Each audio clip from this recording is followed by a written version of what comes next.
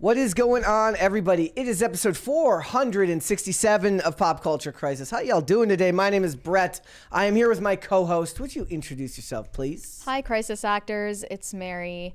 I realized today that we are coming up on Friday the 13th. Yes. Before Halloween. Oh, yeah. I don't want to reveal who the guest is if you guys don't already know, but it's very fitting for that day.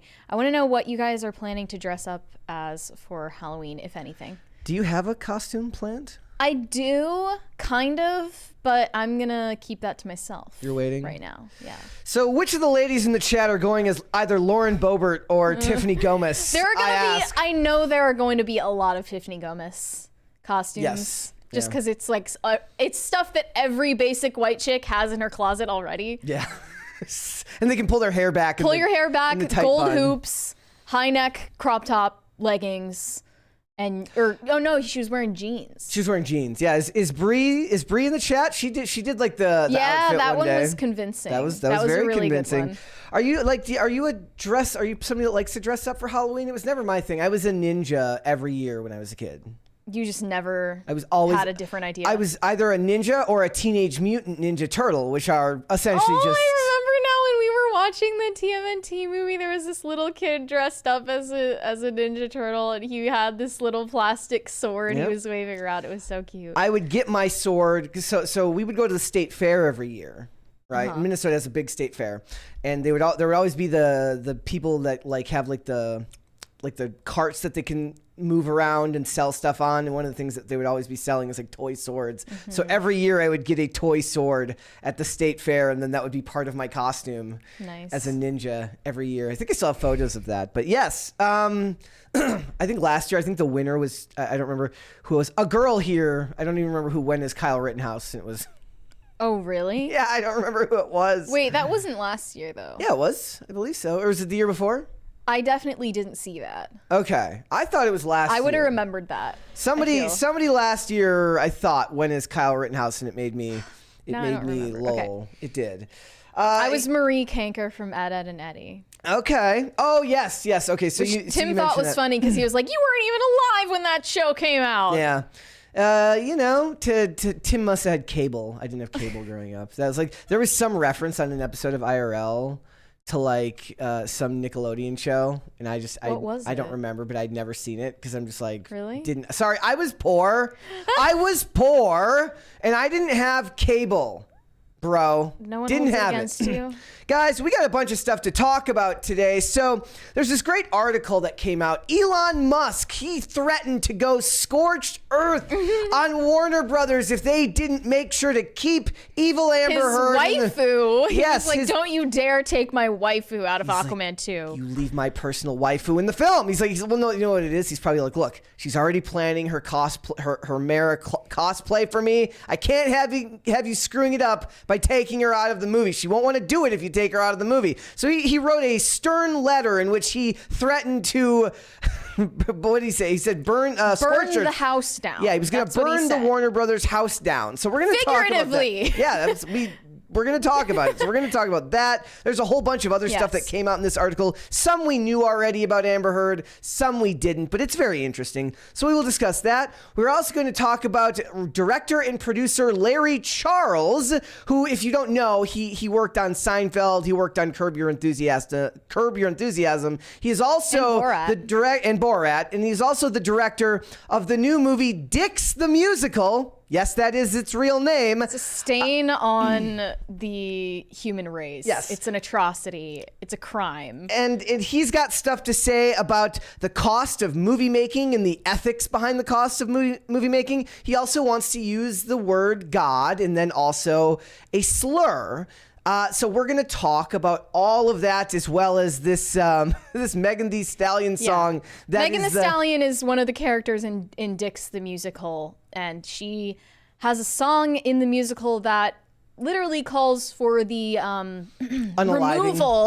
removal of all males on the planet.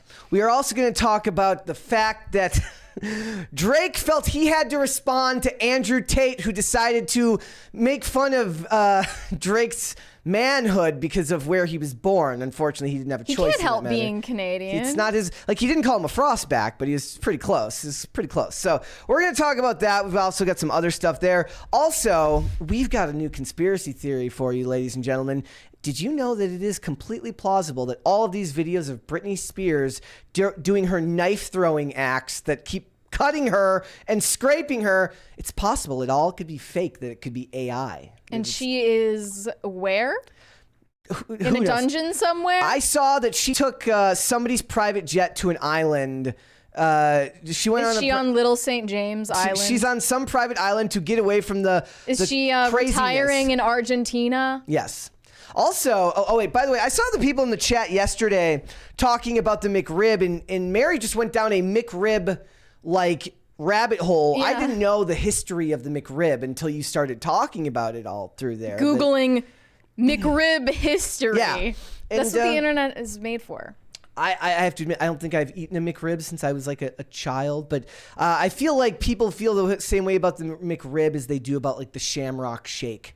Whenever it comes back, they get very excited, except the Shamrock Shake. Yeah, but you can rely on the Shamrock Yes. Shake. With the McRib, they're always keeping you on your toes. You never know when the last time you're going to have one is. So is it supposed to be brought back permanently on the menu this time, or is it just a limited? Probably a limited thing right there. That's how they get you, right? They're like, come back in for a limited time. It's like when they bring back Monopoly. Like, I'm going to fall for it. I'm pretty sure my family, like, if somebody did like a chart of my family's McDonald's consumption, whenever they did the McDonald's Monopoly game, I bet you if you looked at a chart, the McDonald's went up. Yeah, I fall for every scam, every marketing ploy these days. Like, they just introduced a sweet and spicy jam sauce with the McNuggets. That sounds very I'm good. gonna buy it. Yeah. Take my money. Yes. And also, you're a fan of McDonald's and the McDonald's iced coffee, and I don't care what anyone says about it. You know, they say that it's not good enough quality. I'm sorry. 99 cents. It's 99 cents before 11 a.m. Like, you literally can't beat that. That's the cheapest iced coffee on the market right now. And it's not pumpkin spice, which is good. And it's 99 cents any size. Yeah. It took me a minute to figure that out. You were getting like crazy. A small, and then they're like, don't you want a bigger one? I know. Yeah. It's insane. So guys, before we get started, would you hit the like button on this video? Would you subscribe to this channel if you have not subscribed already? Please. Thank you very much. Turn the notification bell on so you can be notified anytime one of these episodes goes live or a new segment goes up. Remember to share the video with your friends. We want other people coming in here and hanging out. Also remember, all Super Chats $20 and over. We will interrupt the discussion. We will read them right then and there. And from what I understand, there are people that are upset with me about my stance on Mocha the derpy cat. So, you know, I'm not going to address it unless you choose to yell at me about it in that fashion. I'm just saying, like, the cat is derpy. It's not my fault. I don't make the rules. I feel like I'm not in on the joke here. It's fine. It's fine. You don't need to be in on it. Okay. We've already commented on this. It was from when Willie Mack was here. You know, they don't feel like I defended the cat enough. That was the catalyst. Yes. Get it? Yeah. The catalyst. I got it. And also I heard other people slandering the name of green olives, which is just abhorrent. Mocha is a black cat, right? Yes. Do you think that black cats speak in cat ebonics? No, I don't. I think that the cats, if anything, they're probably just more like angry, I feel like. Okay. The one we had, my family had a black cat, angry all the time. Also, there are always tons of black cats that go missing leading up to Halloween. Okay, yeah. So keep your outdoor cats inside. I have a story about that. Okay, so one time I used to work at a gas station, and this is where the angry comment comes, because they were always pissed. So there was I used to work at a gas station like a half a block from my house, right? And so I would walk to work to and fro. And so in between my apartment building and the gas station was a funeral home. Okay. So one night I'm walking home from work, it's dusk, and there's 7 black cats in the parking lot of the funeral home hissing. And I'm like, I don't even think that symbolizes anything, but it can't be good. Yeah, that's frightening. Yeah, it was creepy. Like, they were all mad. They were like other people were walking by and they were all hissing at them, and it was like probably a full moon. It was bad. It was bad times, man. Like, it was not good. My family had a very, very unhappy black cat named Lawrence Bud Melman. What? Yes. Seriously? Seriously. Is that What is? I believe that was somebody who would recur on the David Letterman show back in the. My mom named him. Okay. My mom named him, and the cat clearly hated the name because he wanted to take my mom out any chance he could. Damn. Yeah, he's not friendly. He was not friendly. Maybe that's where my maybe I look at Mocha and I see the cat that was brings up your trying to. childhood trauma from Lawrence Budd. What was that? Melman? Melman, yeah. So maybe that's what it is. Maybe I look at But you Mocha. would just call it Lawrence. Yeah, I could, yeah. He was very mean. He's very mean. All right, guys, let's go ahead and get started, shall we? So we got a couple of big announcements. First things first, Skittles are banned in California starting in 2027. At first, I thought this was a headline about Canada, and I thought that makes sense. They're regulating the shit out of everything in Canada. Yep. But I'm surprised. It's in the U.S. No, it's California, so it makes perfect sense, actually. But I see that the U.S. has the least food regulations of any developed wealthy nation. It says food goods that contain potassium bromate, propylparaben, and brominated vegetable oil. The toxic seed oils are banned in California, and red dye, which is known to be toxic. Hey, this might be... Here's a great example of, okay, so you know how we talk about how like conspiracies and like old wives' tales, like they always like spread without the internet long before Marilyn Manson had a rib removed. Okay, so he had a McRib removed. There's a $20 one there from Ryan the Eating Warrior. He says I don't even know how to pronounce that. Everyone knows. From Kajite, the accent from the game Skyrim. Okay. Possible, but also like depends on the movie. If Mocha were human, Mocha would have a speech impediment because I'm not gonna comment. I'm in Switzerland on this topic. Right. they think I don't like the cat. I just say that he's derpy is all I'm saying. And there's a $20 one here from DJ Mydros. Says for Halloween I'm thinking Les Grossman or Lincoln Osiris. I think for me this year. What? I'm gonna go as a podcaster, but I'm gonna go as like a bar stool podcaster. So I'll wear the shorter, I'll wear the white socks with the shoes, and then the shorts, the chubs, the shoes that come above the shorts that come above the knees. I'll have the backwards white hat on rather than the backwards blue hat, and the shirt will just be a little bit smaller. Are you gonna carry around one of those karaoke mics that they use? Maybe. Well, no, that or like what I'll do is I'll get us recliners in here. Okay. How about that? Like that way we lean it, because wow, that was just my money gun was malfunctioning there. That was the demons that are coming after us. And we'll get recliners in here so we can sit like this and be like, what do you think her body count is? Feeling some sinister energy in the studio right now. Yeah, that's what I'm thinking. So that as a podcaster, or could just go as like Elon Musk and carry around a picture of Amber Heard in the in the Overwatch costume. Yes, it'd be good. But back to what my point was that so one of the old wives' tales. Now I have no idea if this ended up to be true. Was that you didn't want to drink Mountain Dew because it contained yellow 5, and yellow 5 shrank your dick. That was what they said. I've never heard that theory before. Chat, are you with me? Did people say this in your schools? Did anybody in you say that if you drank Mountain Dew that had yellow 5, that it was going to shrink the size of your penis? That's what they said. Never heard that. That's what they said. No one likes Skittles, right? That people don't like Skittles. People in the chat are saying M&Ms. Like M&Ms over M&Ms. Skittles any day. Yeah. Yeah. Yep. They're just going to switch it to some other equally toxic ingredient, so likely doesn't really matter. But it's California, and they have to assert their control over people. All right, guys, this is kind of this is not a big announcement. This is a great announcement. Supposedly, ladies and gentlemen, Ezra Miller will no longer be playing the Flash in the DCU. Shocking, I know. Imagine my shock. If only we could get Paul Joseph Watson on here to talk about. Well, what we need is a soundboard with Paul Joseph Watson on it. What do you think Paul Joseph Watson's opinions are on Ezra Miller? Do you think he's made a video? I bet that he has. Do you think there's a Paul Joseph Watson Ezra Miller video? Let me look that up. I don't know. It seems like something that he would be impassioned about. I feel like he would have some great takes on that. Does he talk about pop culture though? I don't really. I mean, all the stuff I ever watched of him was always political, so I can't say for sure. I'm not finding anything here. No, they're saying somebody says it was your sperm count that yellow 5 did that too. Okay. Yep. Now, a Courier 626 says Mountain Dew gives you shrinky dick. Okay. See? There you go. So Ezra Miller's gone. This is looking like Skittles throw up, this illustration here. Yes, actually it really does, doesn't it? It's kind of gross. So we'll have to see. Who would you like to see playing the role? Nobody, because I don't care about the Flash. Yes. Well, I would like them, like honestly now, just to finish the story, I would like to see them give Grant Gustin a chance to do it on the big screen. The TV Flash actor. They probably won't. He's too old now, probably, but it would have been great to see them do that. Yeah. So, negative YouTube says Paul Joseph Watson doesn't care about baby movies. Well, we weren't really talking about him in the context of his movies. We were talking about Ezra Miller and the fact that he was baby movies, a mega creep. Is The Flash a baby movie? It's a baby movie. Okay. Yep. He does put babies in microwaves. He did do that in the movie. and then they played it for laughs at the end.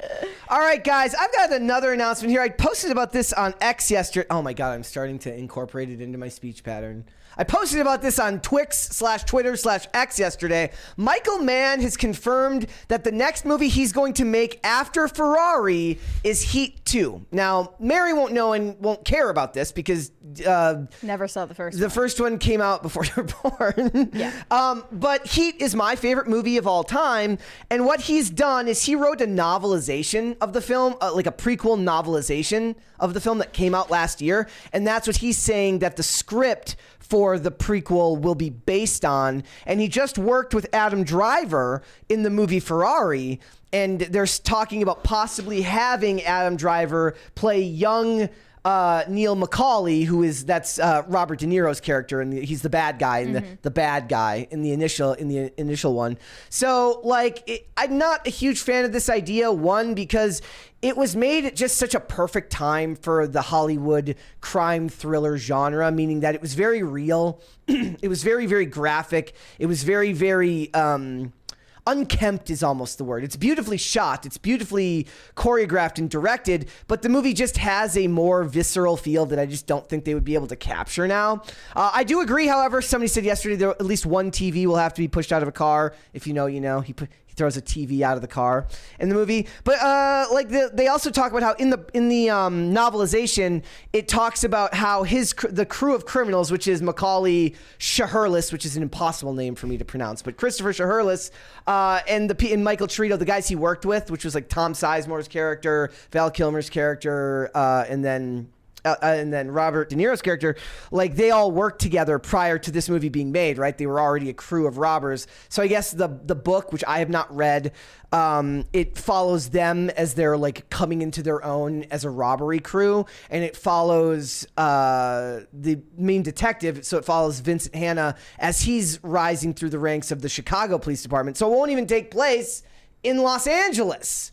Most likely it would take place elsewhere. And I don't want to see it. I don't want to see what they do to it. And it's not like Michael Mann does prequels. It's not like he does sequels to his movies or anything like that. And he's made more than a few movies that I love he made Collateral. Collateral's one of my favorite movies of all time. And I just don't think this needs to be made. And some people disagreed with me. They were like, look, I trust Michael Mann to make it. I'm just like, just make another crime thriller. Like I liked his Miami Vice movie. I'm beginning to think that any movies not based on an IP or not that aren't prequels, spin-offs, sequels, etc., they just can't get approved in Hollywood now. But he's one that could. He's a legacy director. He's not like a Martin Scorsese, but he's absolutely an auteur director that can get the approval to make the movies that he wants to make. Just if he goes not with for the budget that he would maybe want. Like he made Collateral's one of my favorite movies of all time, and I love the Miami Vice movie, which is actually nothing like the Miami Vice TV show. I think if they gave him another. What do you think of the trend of guys starting to dress in Miami Vice style? Let's go for it. Let's go. Let's like as their daily wardrobe. I'm here for it. I mean, I couldn't pull it off. It's like I'm not here for it, to be honest. It's like you're not a fan? No. Not a fan. What don't you like about it? I don't know. It just seems doesn't work. super LARPy. Yeah, because it like, well, it depends on their age, right? Because if it's young kids, it's not LARPing. It's just how the style has evolved. If it's older people, like are we talking people my age, like in their late 30s? I think like younger guys are thinking. Okay, I mean, if you go to Miami, like you'll see. If you go to Florida, you'll see people in white pants for real. Anyways, like it's not just a LARP. I don't know. But, you know, I say go for it. I say go for it. It's not my style. I wouldn't be able to pull it off. That's what you should do for Halloween. Go as yeah. Oof, that's actually a really, really good idea.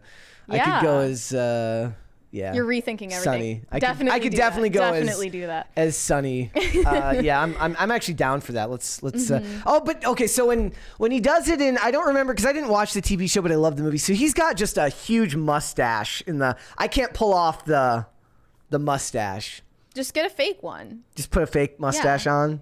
It's great. The best thing about that movie too is like it was like 2006, and I don't know what I expected them to be wearing, but they're wearing these oversized suits that would almost work on what Justin Bieber is wearing today. Yeah. Like I rewatched that movie fairly recently, and I'm like, why is his suits like? Because the shirt underneath, because they're it's Miami, so they're wearing the business jacket, but they got like the tight shirt underneath. So the jacket and the pants are huge, and the shirt's like skin tight, and it's just really funny. I love that movie. I love that movie. So.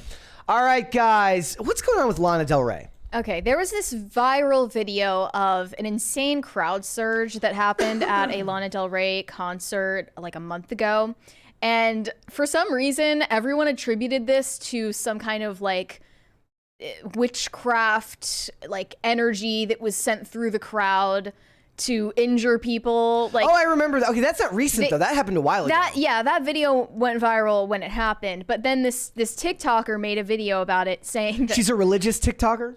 I don't know. Essentially, she was accusing Lana Del Rey of witchcraft and being the cause of the crowd surge. So let's play that video real quick. Lana Del Rey has been open about practicing witchcraft, and y'all look what happened at one of her concerts. This stuff is so real. They just felt like dominoes.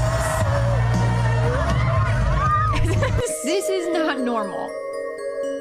Okay, that's not a mosh pit. This man right here. I like the music. I'm imagining mosh pits at a Lana concert. What song? Off to the races. Is that the name of a song? So if there was a song that you moshed to at a Lana concert, that's what it would be? Yeah. Okay. Whatever witchcraft Lana Del Rey is doing, the spells she's putting on her music to make it attractive, is Sam those demons are Smith being invited into the crowd and into you when you attend. These demons will destroy your life. How do I know? Because people come to me for deliverance to get rid of the demons that they get through stuff like this. There's a reason the Bible tells us to stay away from witchcraft. It's because God loves you and he's trying to protect you. Please give your life to Jesus. He is the one who frees you and protects you, and for the love of everything, please stop going to this stuff. So if you go to a Lana Del Rey concert, you are opening yourself up to demonic possession. This Back, foul demon. Lana saw this on her FYP and responded saying, "Bitch, I know the Bible verse for verse better than you do. P.S. You're giving off super gremlin energy, not in a good way." This has got to be a little bit difficult for you, given that you are religious and you're also a very big Lana fan. Is that difficult? Is that difficult? I don't see the contradiction there. So whose side are you on here? I don't know why she thinks Lana is a witch. I don't remember Lana Del Rey ever saying outright that she practices witchcraft. You're saying that she's like just asserting this without it necessarily being true? I mean, yeah. Because she's saying that she's been open about it. A TikToker is not going to save you from demonic possession.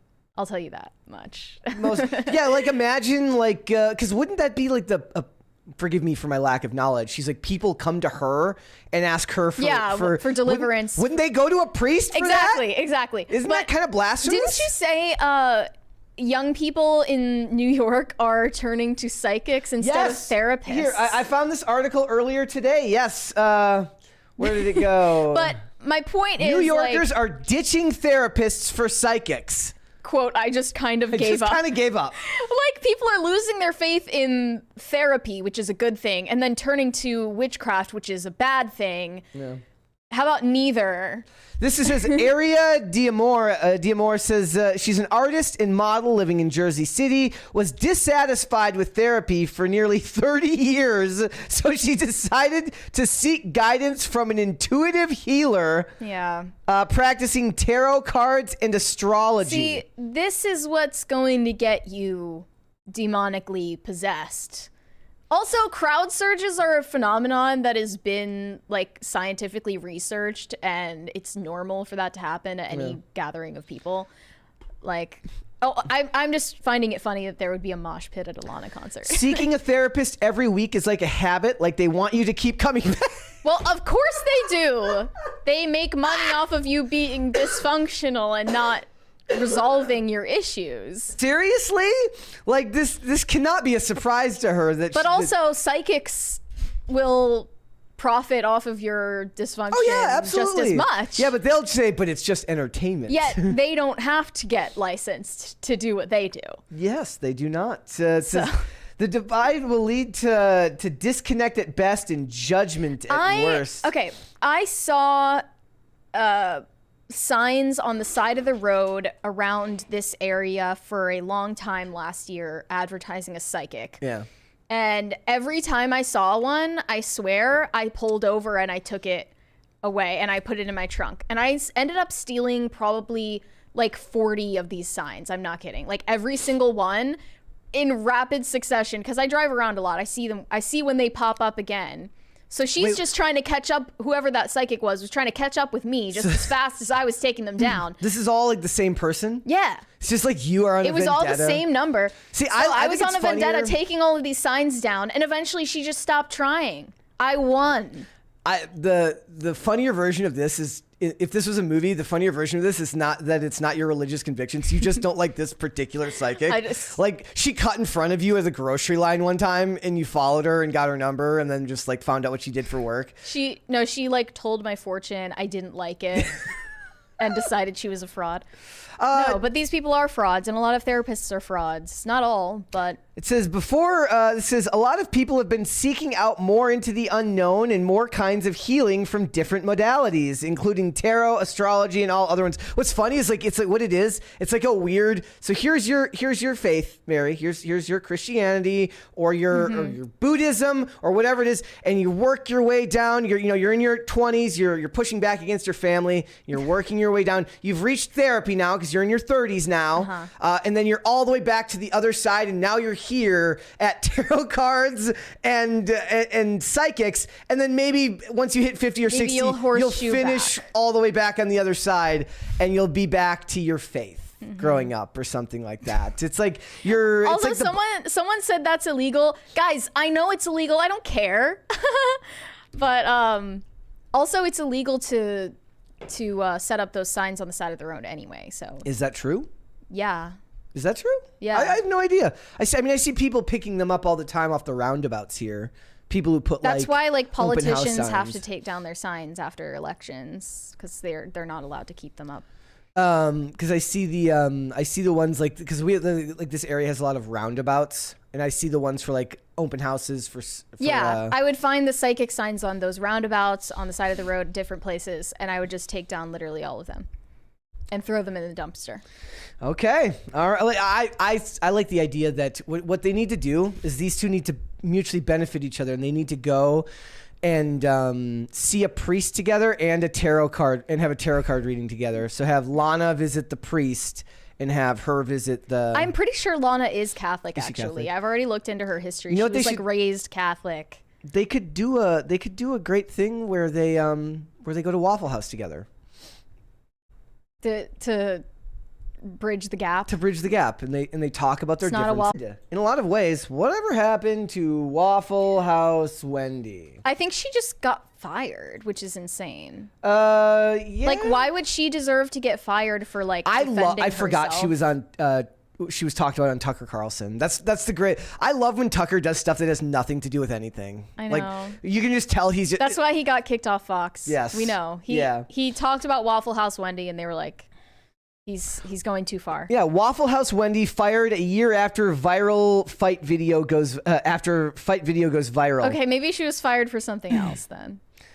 But she was totally justified in her actions. Yep, she absolutely was. All right, guys. We have an update on the story from yesterday that we forgot to mention. Did you know that given everything that's going on in the Middle East right now, Mia Khalifa, she was fired. Yes. I thought that she was fired from some kind of like shroom microdosing. No, she was fired from Playboy. Company, but yeah, Playboy fired her. I think I pulled up their statement. They had to put out a whole statement about it. Well, I'll read what they said to her. We're writing today to let you know of our decision to terminate Playboy's relationship with Mia Khalifa, including deleting Mia's Playboy channel on our creator platform. Over the past few days, Mia has made disgusting and reprehensible comments celebrating Hamas attacks on Israel and the murder of innocent men, women, and children. At Playboy, we encourage free expression and constructive political debate, but we have a zero-tolerance policy for hate speech. We expect Mia to understand that her words and actions have consequences. If you expect Mia Khalifa, of all people, to understand that, you're barking up the wrong tree. We included the letter we shared with Mia below. And they also posted the screenshot of that email. They said to her, Playboy has always been a champion of free speech. We have fought in the courts for the rights of all people to speak free from any governmental interference. For 70 years, we have highlighted different viewpoints in the pages of our magazine, on our websites, in the symposia that we've hosted, and from the thought leaders, creators, and artists we've platformed on our various forms of media. We also have no place in our company, nor on our platforms, for speech that is hateful and dehumanizing. Your recent statements celebrating Hamas attacks are disgusting and reprehensible. Consequently, we are hereby permanently terminating you from the Playboy creator platform and ending all other business dealings we may have with you. We want to be very clear. We respect your right to free speech. We also expect that you understand that how you use your speech has consequences. Today, we are calling you out on your hate mongering and severing all ties with you. We will also be letting our creator community know of our decision. With a heavy heart for the victims, Playboy. Yeah. It's crazy that Playboy has claimed a moral high ground in this day and age. I wonder if this means she'll just go to Harvard. Does Harvard still support her, or have they? No, Harvard is there's been a lot going on right now about pro-Palestine groups at Harvard in the last couple of days. She was platformed at Oxford. Are they going to denounce her? Probably not. As well? Probably not. Yeah, that is crazy, but at the same time, not all that hard to believe. I don't feel bad for her. I don't even care about like her statements. I wasn't reading her tweets or anything. I don't care, but it'll never not shock me that somebody who would be absolutely like taken out by the people she's defending is that's insane to me. Right, it is. That's insane to me. I don't know. Like my favorite was the meme that says it shows the meme that says like it's the people holding the sign that says queers for Palestine, and it says like chickens for KFC. Yeah, like it's exactly. I just wonder where that disconnect comes from for a lot of people, but I don't know. What do you want to see first, cute or cringe of the day? Let's start with cute. Okay, we got a couple of cute of the day. Also, guys, if you want to submit for cute of the day, you can do that now. Hashtag PCC Pets on Twitter. Tag me in it so I can always get it and tag at popculture_show. This one is from Grumpy Gus. He says, "Here's a smile from Buddy, aka Schmoopy." Schmoopy, cute dog. Schmoopy looks very happy. He's very cute. Olivia Claire in the chat says, "I'll submit Mocha." I said, I can't guarantee I'm actually gonna accept Mocha. I'm sorry. Chloe is fine. I'll accept Chloe. I'll always accept Chloe. Chloe is adorable. But yeah, you know, it is what it is. Also, guys, we got one more here. This is from Shane H. Wilder, who says, "Here's a throwback PCC Pets for you. I was digitizing some of my mom's old photos and found two of my dad right after they got married, and at least a decade before I was born. He spent an afternoon chilling with a crow. I was also included in one more of their old no-tail I don't know what that means. Manxes? Squeak. Okay. So here they are. He's just chilling with a crow.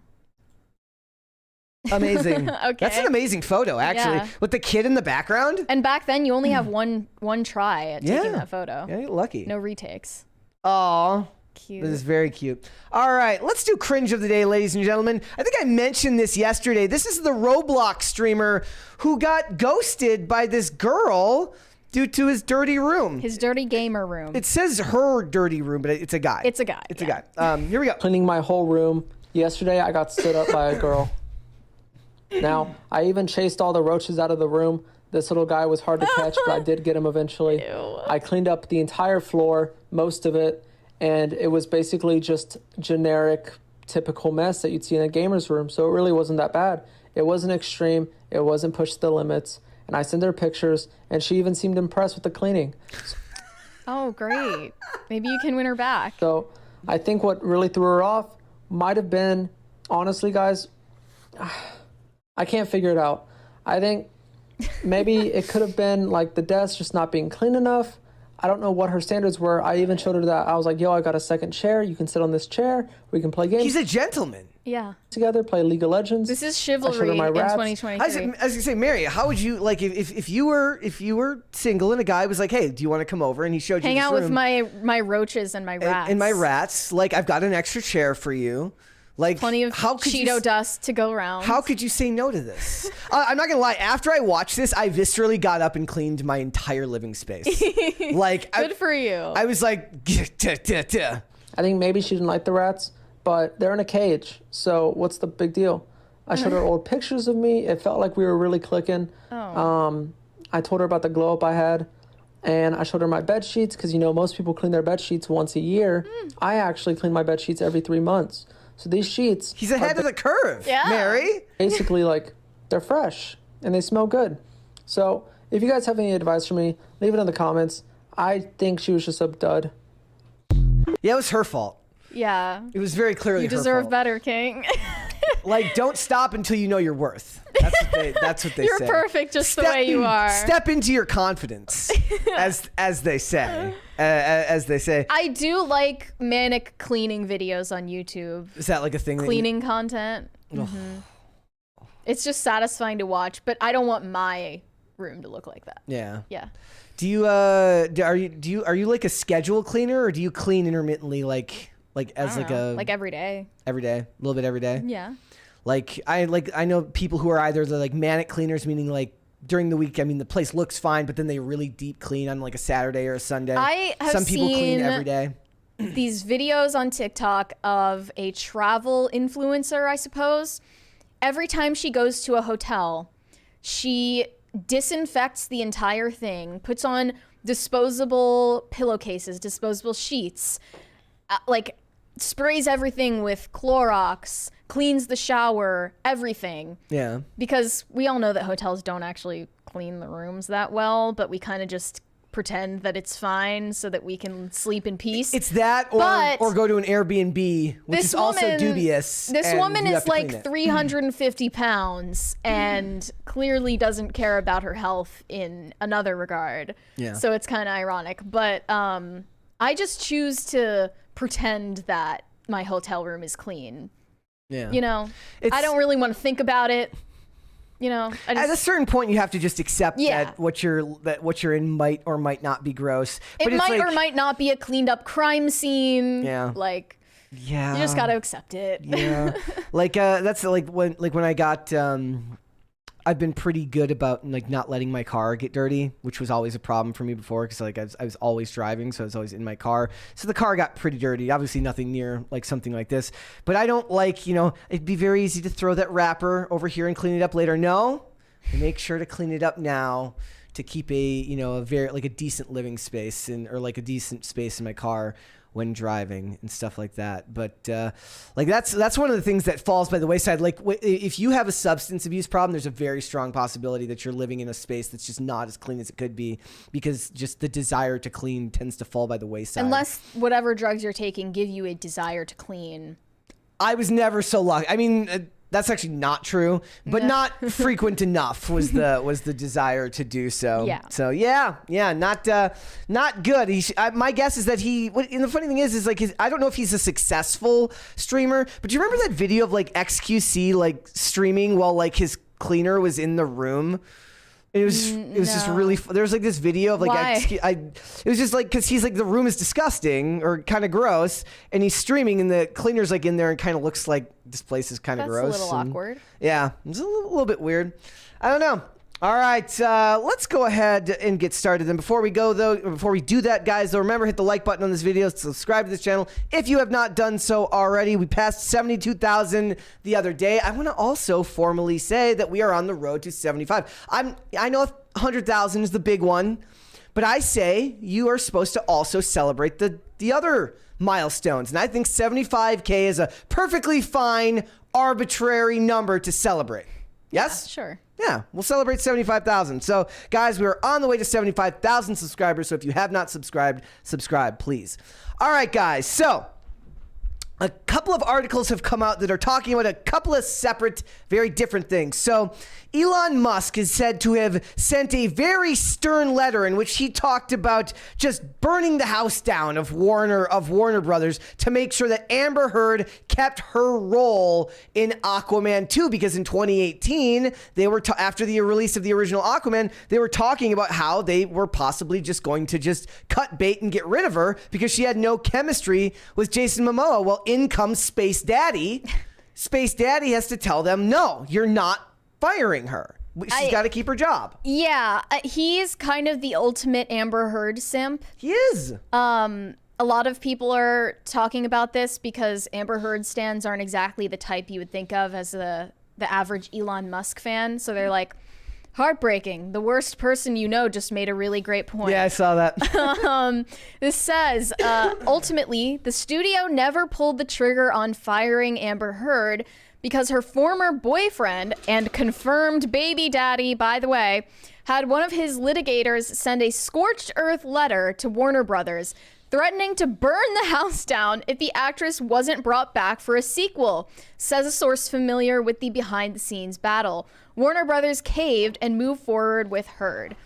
Elon Musk has not responded for a request for comment on this issue. I feel like he'd have something funny to say. Definitely sounds believable. I feel like he'd have a funny response.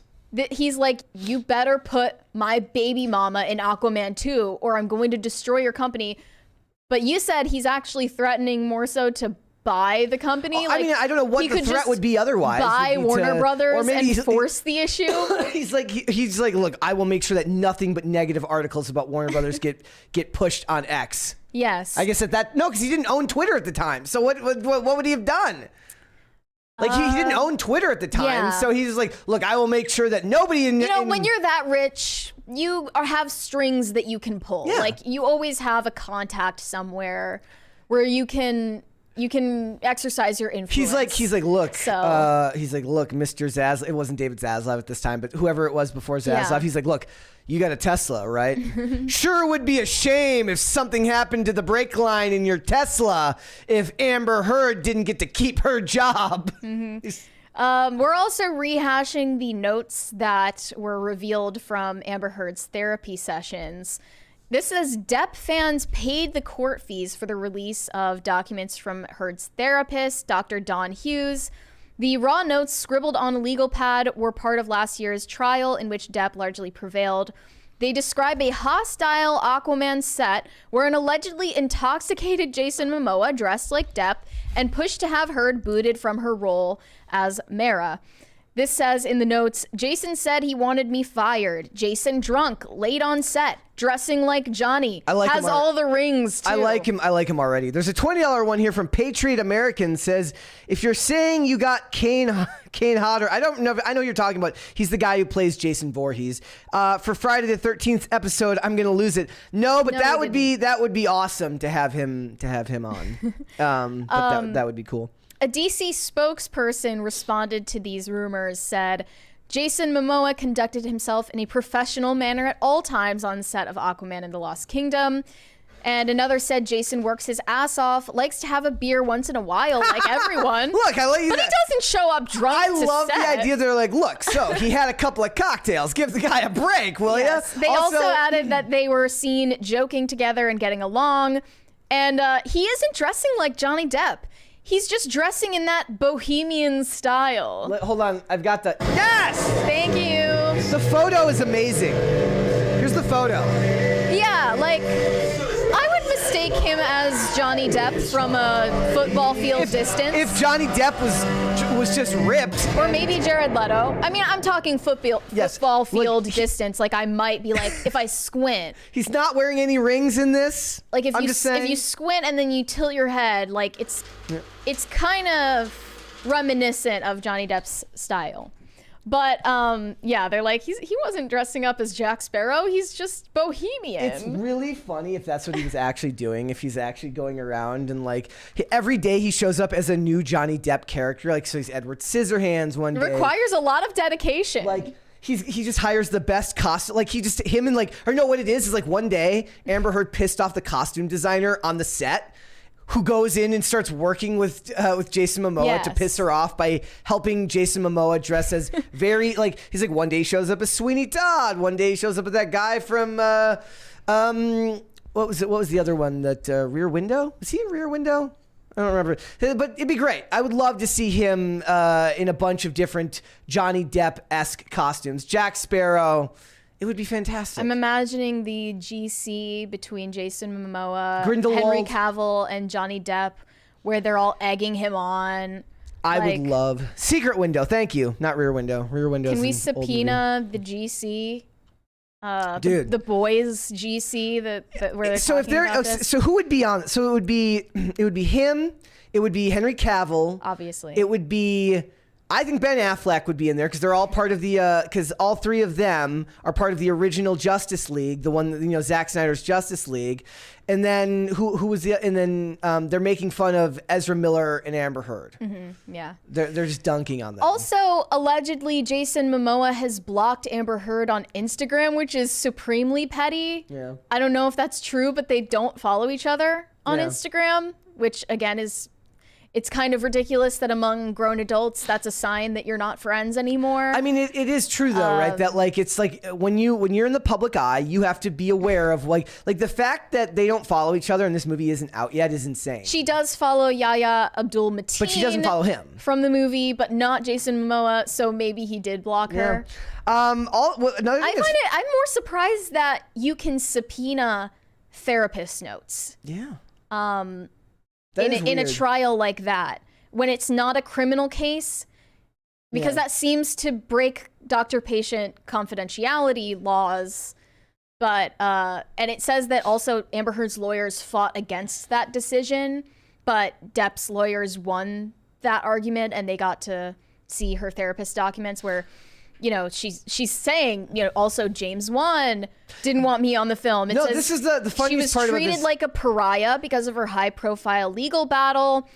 Quote, he raised his voice at me. I can't even post about Aquaman, he said. Made it like it was my fault. I said I'm sorry. Nobody could take selfies with me on set given blackout. Look, what's funny is like... This is kind of the fundamental difference, I think, between men and women sometimes in collaborative spaces like this. Like, do you think he was joking? No, I'm saying I think the guys will butt heads on set, and the scene will be better for it. But like if it's a woman like Amber Heard, you can't butt heads with her on set because that's going to be taken as some type of misogyny for James Wan to be like, look, you're not really showing any emotions and you smell like you just crapped in someone's bed. Could you get this fixed, please?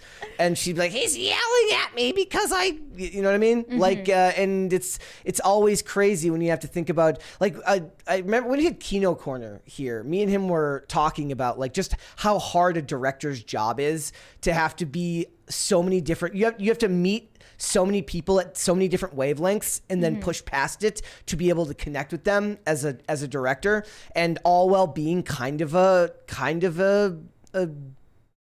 hothead. Like not a hot. You have to be very a dictator strict. You have to be very, very much a dictator to do that job. And among men, that might end up water under the bridge. But women are perhaps less likely to be forgiving in those types of situations. Look at Megan Fox with Michael Bay, who's notorious for that same thing, right? He's like long work hours. She also compare him to Hitler? Yeah, she basically called him Hitler for making. She's like, he made me work 12 to 14 hours a day. Like, and people are like, bro, you could have left the movie if it was. Well, actually, she might right? not have been able to at that point because it would have been in breach of contract. But the point is, you signed on to make X amount of money. Yeah. And it's not like, and that's the other thing. Like, it's not like those movie shoots are years of your life working 12 to 14 hours a day.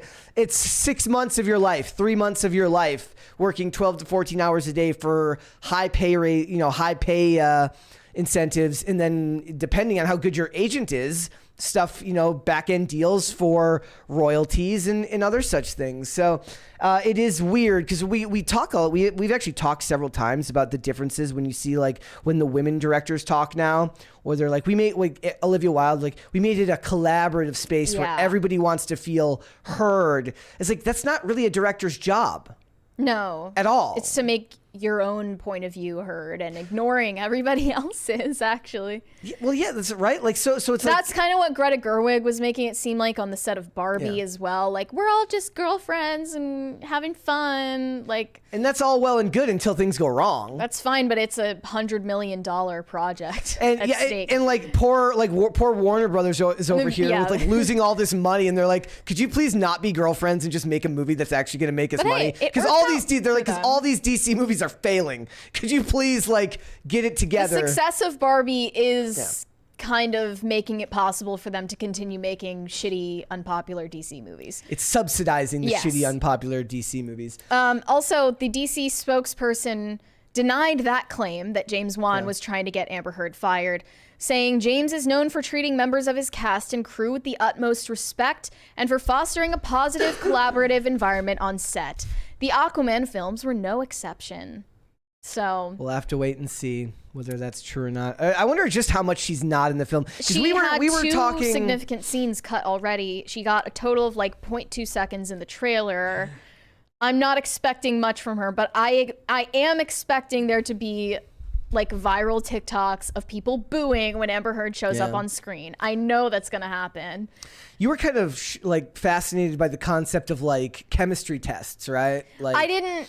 Well, I'm surprised that Walter Hamada went on the stand and said that she had a lack of chemistry with Jason Momoa because she did pass a chemistry test at the beginning when they were casting Mara.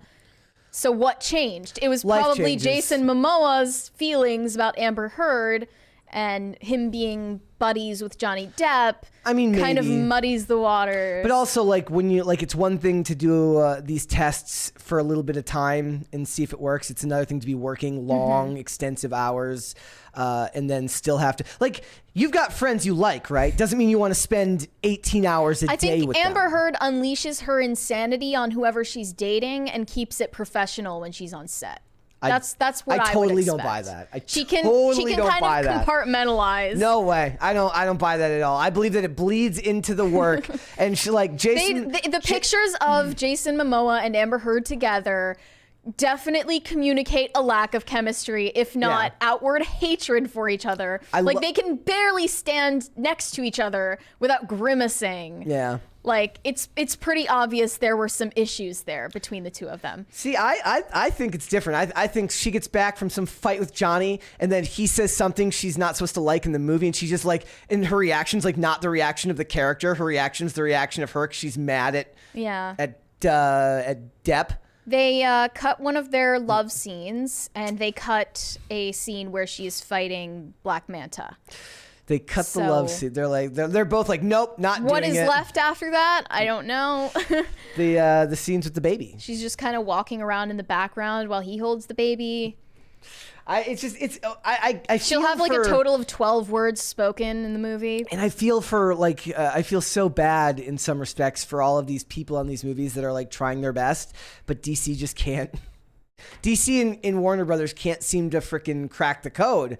Lately. They're obligated to release this. There were people during the heat of the trial calling for this movie to be scrapped Redone. altogether, calling for her to be fired altogether. And when does this come out? Comes out in December, right? I think on Christmas Day. Oh, and we got our right? ticket. We got our tickets for the Marvels, yeah. which we were very excited about the hour and 45-minute runtime. I was like, wow, that's a pleasant surprise for a Marvel movie. Don't have to suffer that long for that one. No 2-hour-long, 2.5-hour Marvel movie. It won't be a pleasant CGI hour and vomit. 45 minutes, but at least it's not 2 hours. It'll be at least like it's not 2.5 hours. An hour and 45 minutes of CGI vomit is somehow more manageable than Just 2.5 grit your hours teeth and bear it. of CGI vomit. So, good for Elon Musk though. You might be a simp, but you're a simp with chivalrous principles. The Amber Heard stans were tweeting Elon Musk's first W. This guy defending Amber. Now I've seen everything. Another one said, trash supporting trash, no surprise. Another one said, how effed is it was it on that set for Elon Musk to be the only person in the right, regardless of his reasons? His reasons being that he was hypnotized I still think that by the it's like, coochie. what it is he's like, look, I have to license, he needs the official, he's got a thing for the authentic costume. He's like, he needs her to bring home the Mara costume. I'm surprised there isn't unlicensed merch of Amber Heard as Mercy that just says you should have picked Mercy. Probably. Or like Mara, or her outfit from Aquaman. That's what it is. He's like, he doesn't care about Amber Heard. He cares about Amber Heard in the costume, and he needs the official one that she wore on the movie for authenticity. Another one said, F him. Amber Heard deserved to be fired. She's an abuser and piece of shit. Johnny Depp lost money and movie roles because of the lies she told. The fact that people are still defending this bitch is hilarious to me. # double standards. Well, we'll have to see where it goes. Even a broken clock is right twice a day. She hasn't posted much on Instagram lately. She posted once. This was back she's promoting her In the Fire movie. This was this was several months ago. It was her showing up at an event, and it says, "What a reception! Thank you to all my fans and supporters." I don't know if all those people were there for her specifically, but I could be wrong. I could be wrong about that. Maybe that's, or maybe this is one of those things where she just she's every time she makes a guy that she's dating upset, she offers to cosplay as some role play as some character.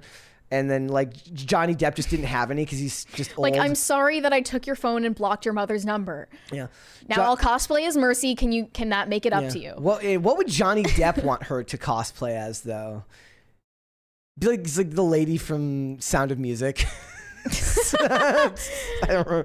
You know what I mean? She's like, that's not very sexy. He's kind of old, right? Because he's older. Uh-huh. All right, guys, let's go ahead. We got some super chats there. We got a bunch here. Let's get into it, shall we? Potatoes for Seamus said, all hail Mocha the cat. Look, I get it, guys. You're coming for me today. That's fine. We also have 99 cents from Big Dave. Without a message, so thank you for that. But if you guys do want to signal your support for Mocha the cat, you're more than welcome to. I almost made the poll today, ladies and gentlemen. Bocus or Mocha, you can only pick one. But I didn't do that. That's for tomorrow. I didn't do that. Today, the poll is up there, ladies and gentlemen. I asked the question, will I forget to end this poll before the end of the show? Yes or no? Yes, you always forget, or no, you got this, Brett. Right now, it's pretty close. I voted yes. We'll see. You forgot yesterday. So. And it doesn't count as missing unless I've officially hit the outro screen the first time. We'll see what happens. We'll have to wait and see. I'm going to wait till the end.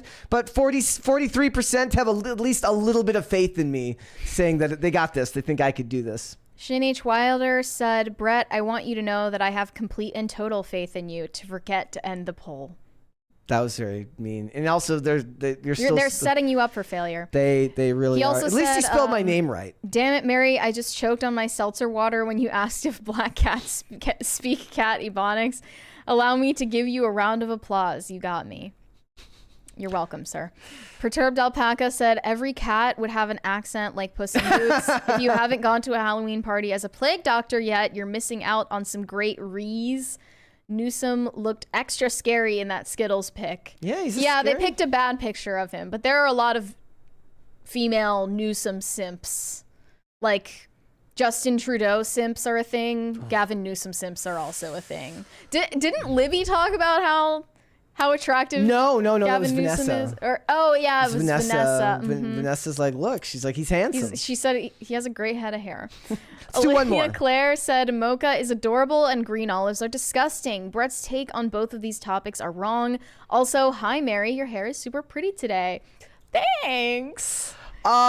Just because you end this on a positive note does not mean I'm going to ignore the slander and false statements made before there, Olivia.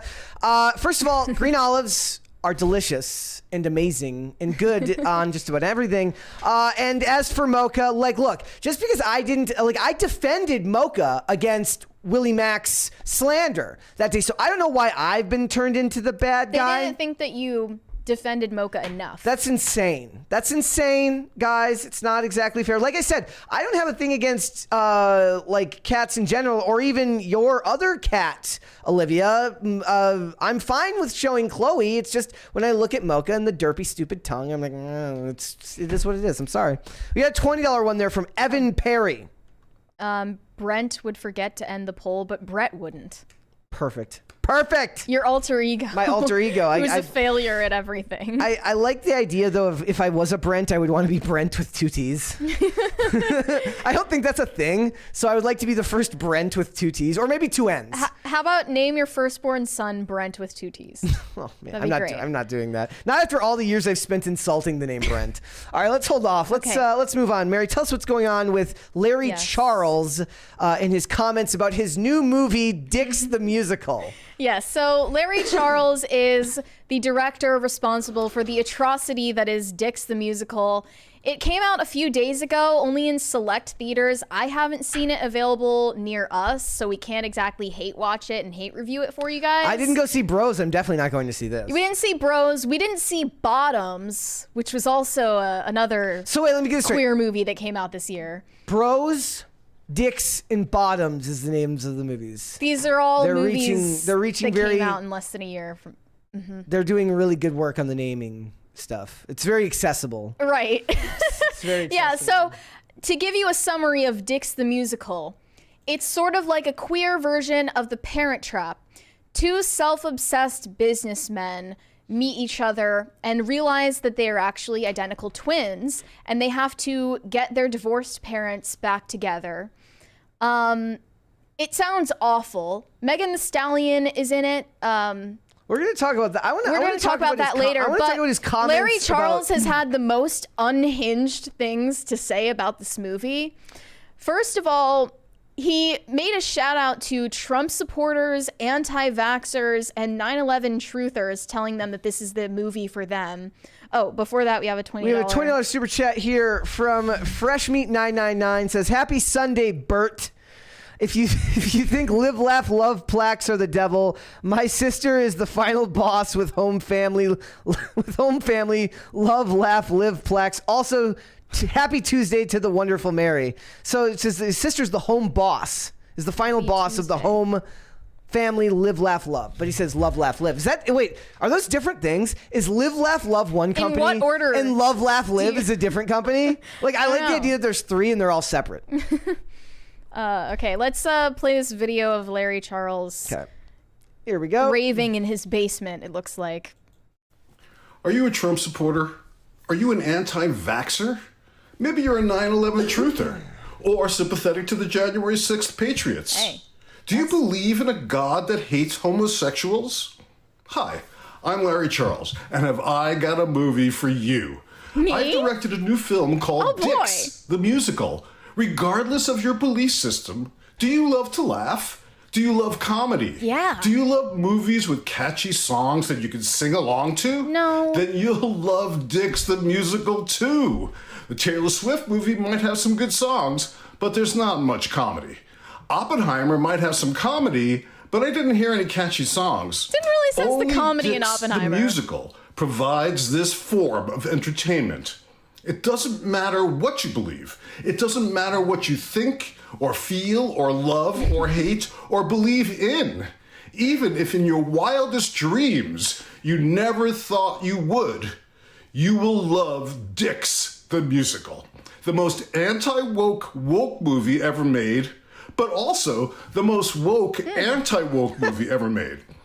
So come ye Proud Boys, So what's funny about this? Come ye Proud Boys? and ye Oath Keepers, and ye Christian evangelicals. See Dix, the musical, the true sound of freedom, opening October 6th. What's funny is like when he's not making the obvious references to like right-wing stuff, the actual idea of making a movie that everyone can enjoy is actually something that should be celebrated and what they should actually be trying to do. But they shouldn't be trying to do it ironically in one of the most muddled descriptions of a movie ever. Nothing he like when he gives that description of it, he's appealing to no one. Someone in the chat said he definitely has the crazy look down. Yeah, he looks like someone who would be ranting and raving on the street. His sarcasm actually highlights the problem with Hollywood right now. If he was saying that seriously, the part in the middle about this is for everyone. One of the most disturbing parts of this movie, it sounds like, is that the twins end up confusing the phrase love is love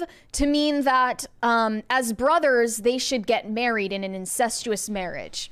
I learned this in an article titled, Dix Calls God a Gay Slur, and its makers are ready to be hated for it. So they have a whole musical sequence where they call God a homophobic slur. I'm not going to repeat the lyrics. It doesn't sound like this is made for a Christian audience. Well, this is but here's what he said that I found compelling.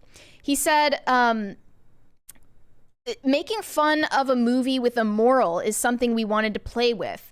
I miss comedies that don't feel message-driven. Austin Powers, Zoolander, Airplane, with crazy characters just delighting you. There's been so many straight guy versions of that, so it's great we get to do a queer version where the absurdity is the point. The problem is by doing that, it's automatically message-driven by default. You can't. Unfortunately, like I get what he's saying, but he doesn't realize that by making it that it's already that by default. You can't do anything about it. The movie is already message driven by default because it's baked into the premise of the film. The other thing that's funny is he says it's offensive and gross, but it's also campy and bombastic and absurd. He said, none of this is real. The first joke in the movie is that they are twins and they just aren't this whole effing cartoon. And it's funny because he talks about how it's funny. He talks about how it's absurd, but I don't think that this would be allowed. If it was somebody else making the jokes. It's only allowed because they're making the jokes. It's honestly surprising that a product so unfunny could come from someone that was involved in the making of Seinfeld or Curb Your Enthusiasm. I don't really like Borat, but a lot of people do, and he was the director of Borat. Those things actually did have some like actually offensive jokes that landed. Well, this is just essentially playing into what's already the status quo, which is making fun of religion, making fun of Christians, because they're the only group that will take it, and making something that is directed toward a queer audience. So it says this is satirical, absurdist, deeply silly, R-rated queer musical inspired by The Parent Trap. It says before the film's theatrical run kicks off on Friday, it's not to be taken seriously. It's all in good fun, and people certainly seem to be enjoying it so far. The problem is, it's only allowed to be all in good fun because it's on your terms. And if somebody else was to say otherwise or to make jokes that you would find offensive, you would not agree with it and you would say that it's a phobic of some sort. That's a problem. He's making this ironic video. Like, if you're right wing, if you're a Christian, if you're evangelical, this movie is for you. But he's saying that tongue in cheek because he is intentionally provoking anger instead of provoking laughter from these groups. He's not trying to bring everyone together. He is trying to alienate these people. He's trying to make a movie for a very insular group of people that live in the major cities holding the rest of this country hostage. And that's why I think the limited theater release for this movie did well. It was being released in the big cities where all of the liberals and gay best friends of the world are going to go support it. Do you think that his idea that the movie isn't message driven is like his fumble there is a sign that he just doesn't understand how much of a message is delivered through what is called queer cinema? Or do you think that he's just being dishonest? Because to me, it's plain as day that it is message driven just by the nature of the film's themes. Yeah, I lean toward he's being dishonest more than he's just out of touch, because he's made funny material before, or at least been involved in projects that were genuinely funny. Here's his statement about being offended by big budget films. He said, "Politically for me, ethically for me, I find it offensive when movies cost $250 million and the world is in the state that it's in. So I'm also looking to make a statement in the way these things are made." He is critical of what he calls the media monopoly system in the United States. Quote, kind of an authoritarian big brother sort of thing that they've figured out over the years. They don't have to scare you. They have to seduce you. So we're all seduced by great TV shows and great movies, and we're distracted by these things. And we're then indulging in that same capitalist system, and there's no way it's going to change as long as we do that. I struggle with that. He's absolutely right, but he promotes it by being a part of it. That's the funny part about it. Would you say he's right for the wrong reasons? He's right for the wrong reasons. He's absolutely right that they distract you with movies and entertainment. That's why they're called bread and circuses, right?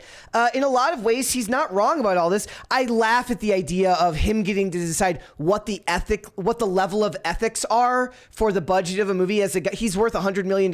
At what point does a guy worth $100 million start to question the ethics of his own net worth? Arguably, you could say that a movie that cost $250 million to make, as stupid as it might be to make a movie that costs that much when they all seem to have no return on investment, feeds a lot more families than the $100 million that he has will make him sitting in an investment portfolio or in his various bank accounts. Right? The $250 million that these companies invest in these movies pays for the drivers, pays for the actors, pays for the stage designers, pays for the costume designers, pays for all these people who need to make a living. And that's the actual beauty of capitalist systems. The problem is it's in an industry that doesn't seem to care anymore about whether that huge investment, yields a strong return for them.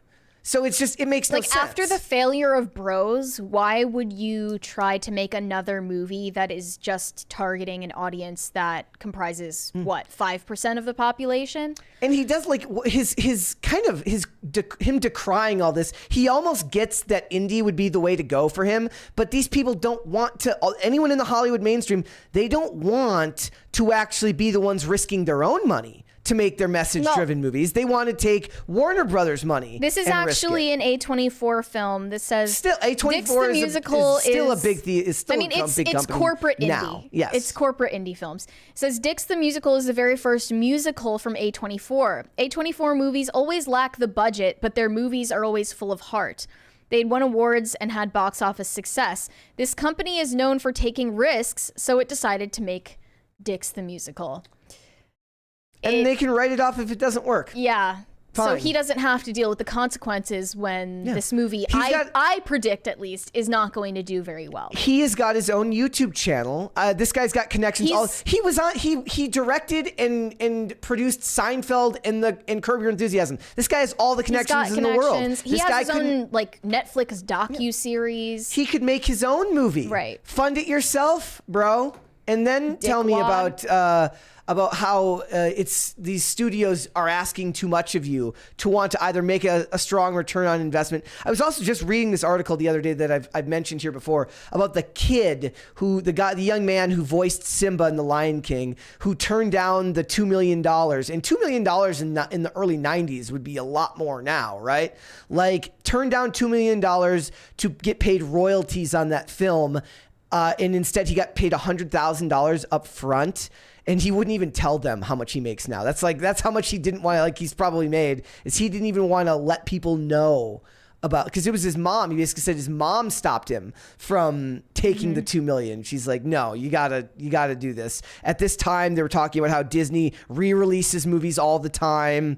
The the VHS sales are through the roof on all this stuff. Just hilarious that they didn't realize this. But it's weird to watch Hollywood, both at the producer level and at the actor level, be almost guilted by their success and struggle with working in a capitalist system that's benefited them, when every level of their ideological beliefs tells them that what they're doing is wrong.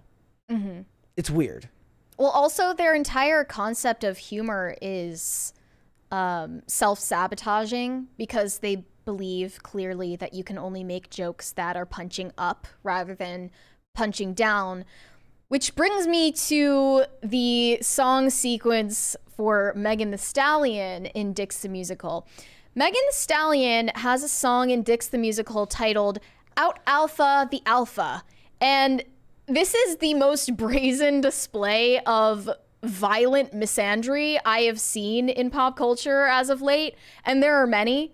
But she, in this song, literally calls for the unaliving of the entire male population and the utopia of women running society that would follow. Let's let people look at the picture first. So, like, this picture, even itself, if she's you reverse... leading men around on leashes here. She is the ultimate girl boss, the neoliberal girl boss that raps about her genitalia and calls men weak, stupid little boys. They're not very smart. They just make lots of noise. They got their nose up my ass. They want to be teacher's pet. So I keep them on their toes and make those effers sweat.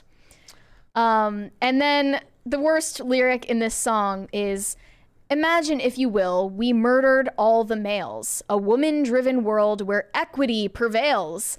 Sadly, that's not how it is, but don't you get upset. I'll put those boys right in their place. I'm not going to say the word after that. But this is the point of the song. She is trying to dominate the world, and her takeover plan, Rolling Stone says, includes getting rid of all of the men on the planet. So I just think this is based on their ideology that all the jokes you make have to be punching up. So if women are below men in the Marxist social hierarchy, they're allowed to make jokes about killing men and degrading men and calling them stupid, weak little boys. That's fine. We can laugh at that even. We can celebrate that. You know, all the comments are celebrating it. Get that bag, queen. She ate that. Like, there are no critical comments on this song. It's been released already, and nobody has anything to say on it because misandry has just become so commonplace. It's the status quo now. Yep. And if a man makes the slightest dig in the other direction at women, he's insecure.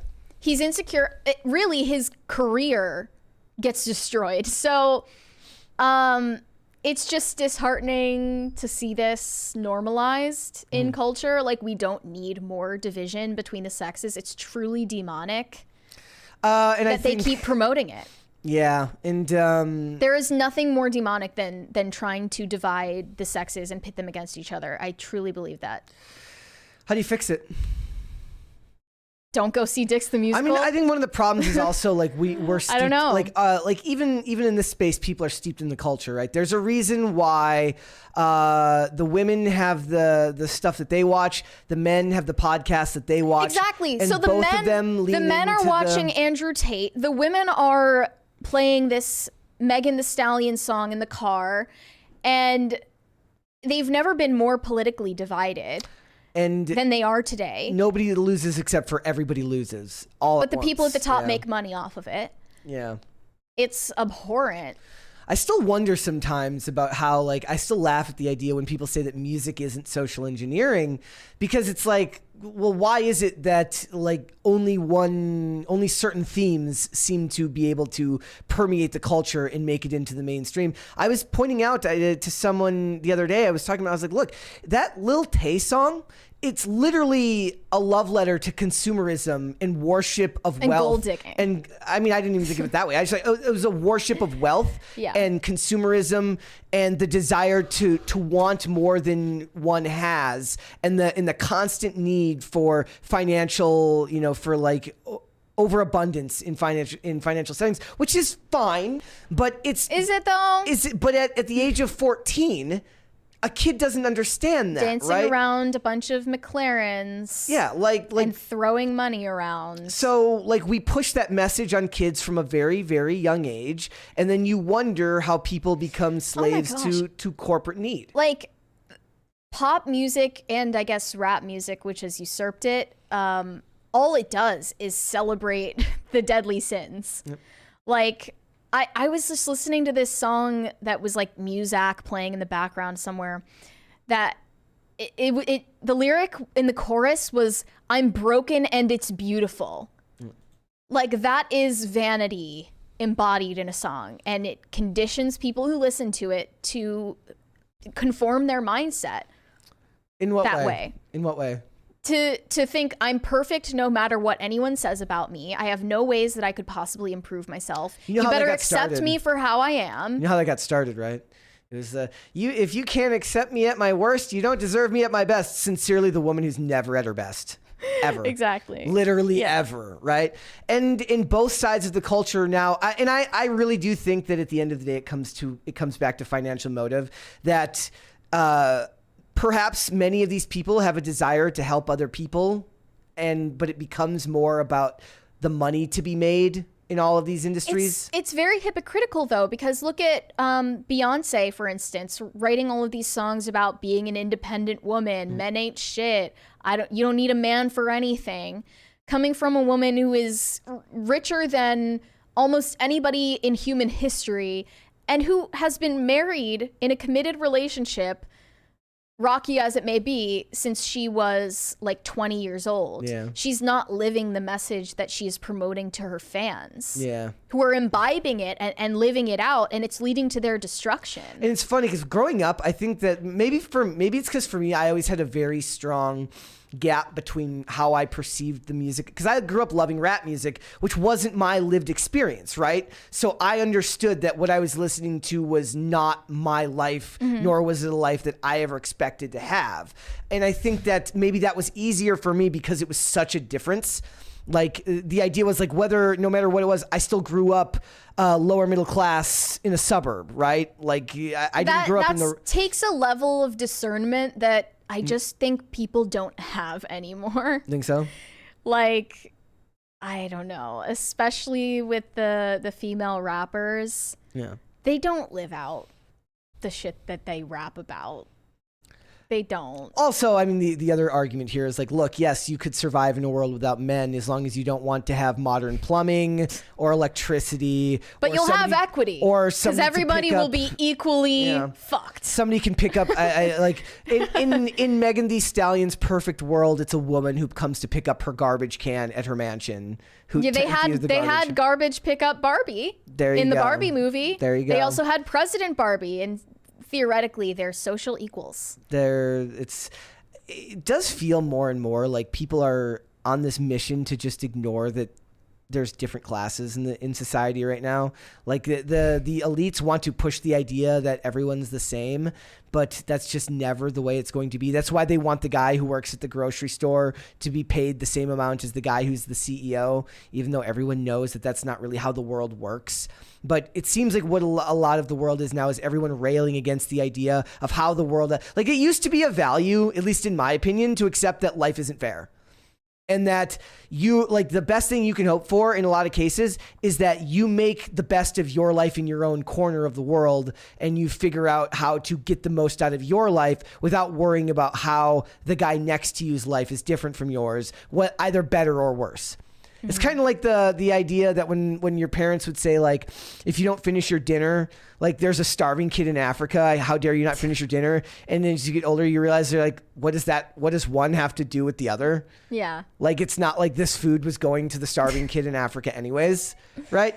But everyone's kind of in this mentality now. I love the meme that shows the 3 people at the baseball game, and it's got the different levels, and it's got the baby who's on the 2 boxes so he can see over the fence. It's got the middle, like the teenager on 1 box so he can see over the fence, and the adult can already see over the fence. The representation it says this is equity. Equal and then opportunity. The guy goes, actually, they're all stealing because they haven't paid to watch the game.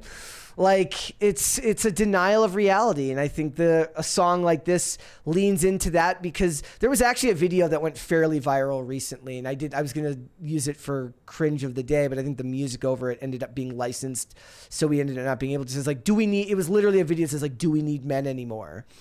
and it was a bunch of, Western women saying like, no, men are not important. I mean, of course you wouldn't think that, because like the men that make comfortable modern life happen are the ones that you don't see. And I wouldn't want to see a video either of like a dude who goes, look, do we need women anymore? No, what do we need women for? Like, no. I mean, Pearl said the same thing. She was like, if all women disappeared from the earth tomorrow, everything would be a perfect utopia. That's not true. That idea, it's incredibly sinister to promote that idea. And ridiculous. Yes. And it's ridiculous at that. Like, there's, however, like a meme. It says it's a guy. He's like looking contemplatively out at the ocean. It says like 3.8 billion women in the world. I can't believe it's not clean yet.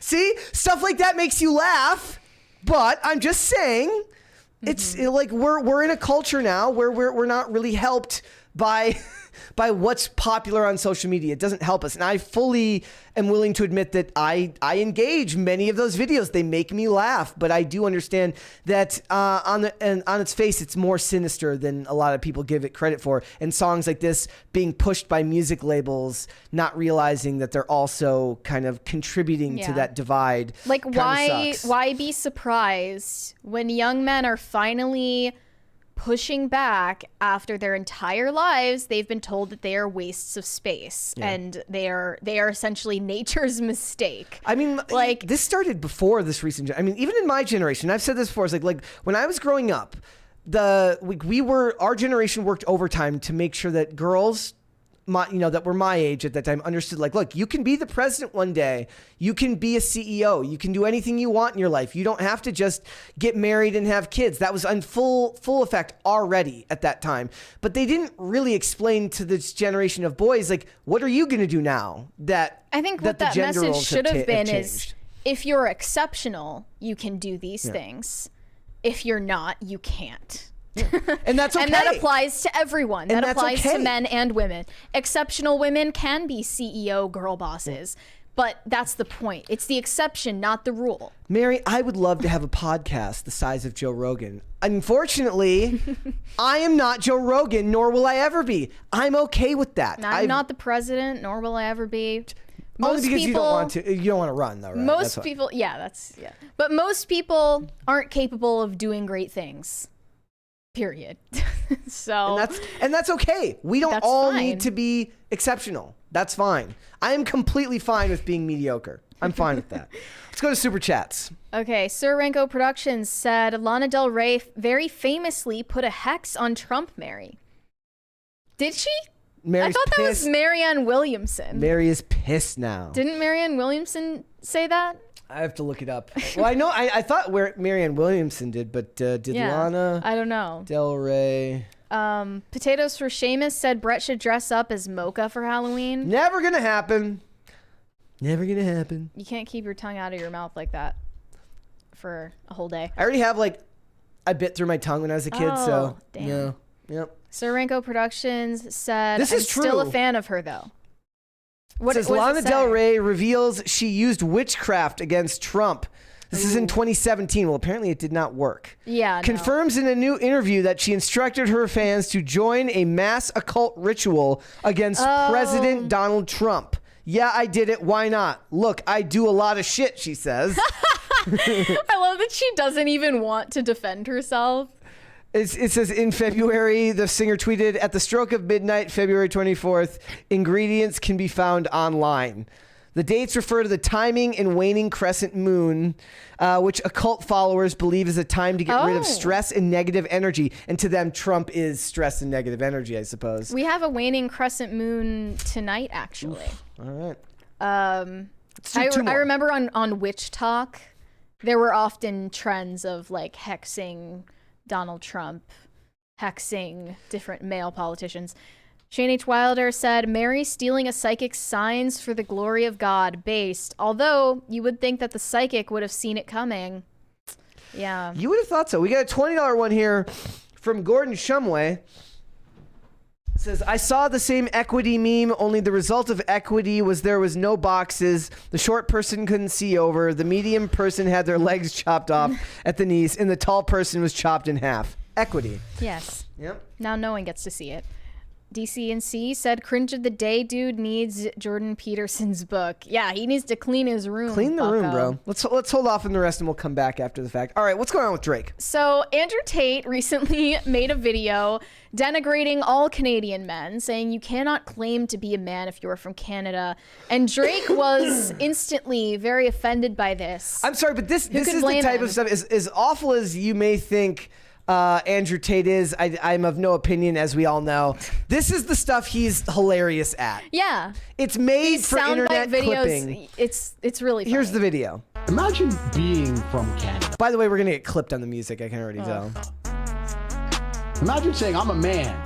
From where? From Canada. Well, that doesn't go together. What are you talking about? Wait, you're a man from Canada?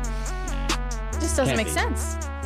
You know, he gave $200,000 to Palestine for victims. No, I didn't. Yeah. I mean, it makes sense, right? Like he's Muslim now. Yeah. Right. So Drake was pissed, and Drake is just getting it on all sides recently. Yeah. So Drake left like a shady comment. I don't really know what it means. He just said green light on that clip. He felt some type of way about that. He's been go mode lately. Well, Drake is taking time off now to deal with gastrointestinal problems. He said so. He just put out a new album, right? But now he said he's out of the studio for at least a year because of gastrointestinal problems. He's not going to tour?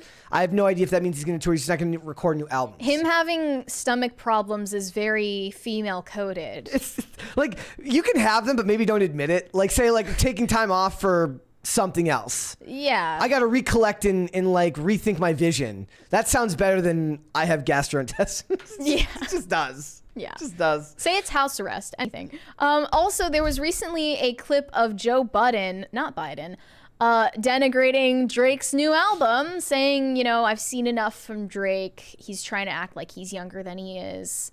Look, he's making music for young people, not for rap fans. You could say that about Taylor Swift. She makes music for 22-year-olds when she's 33.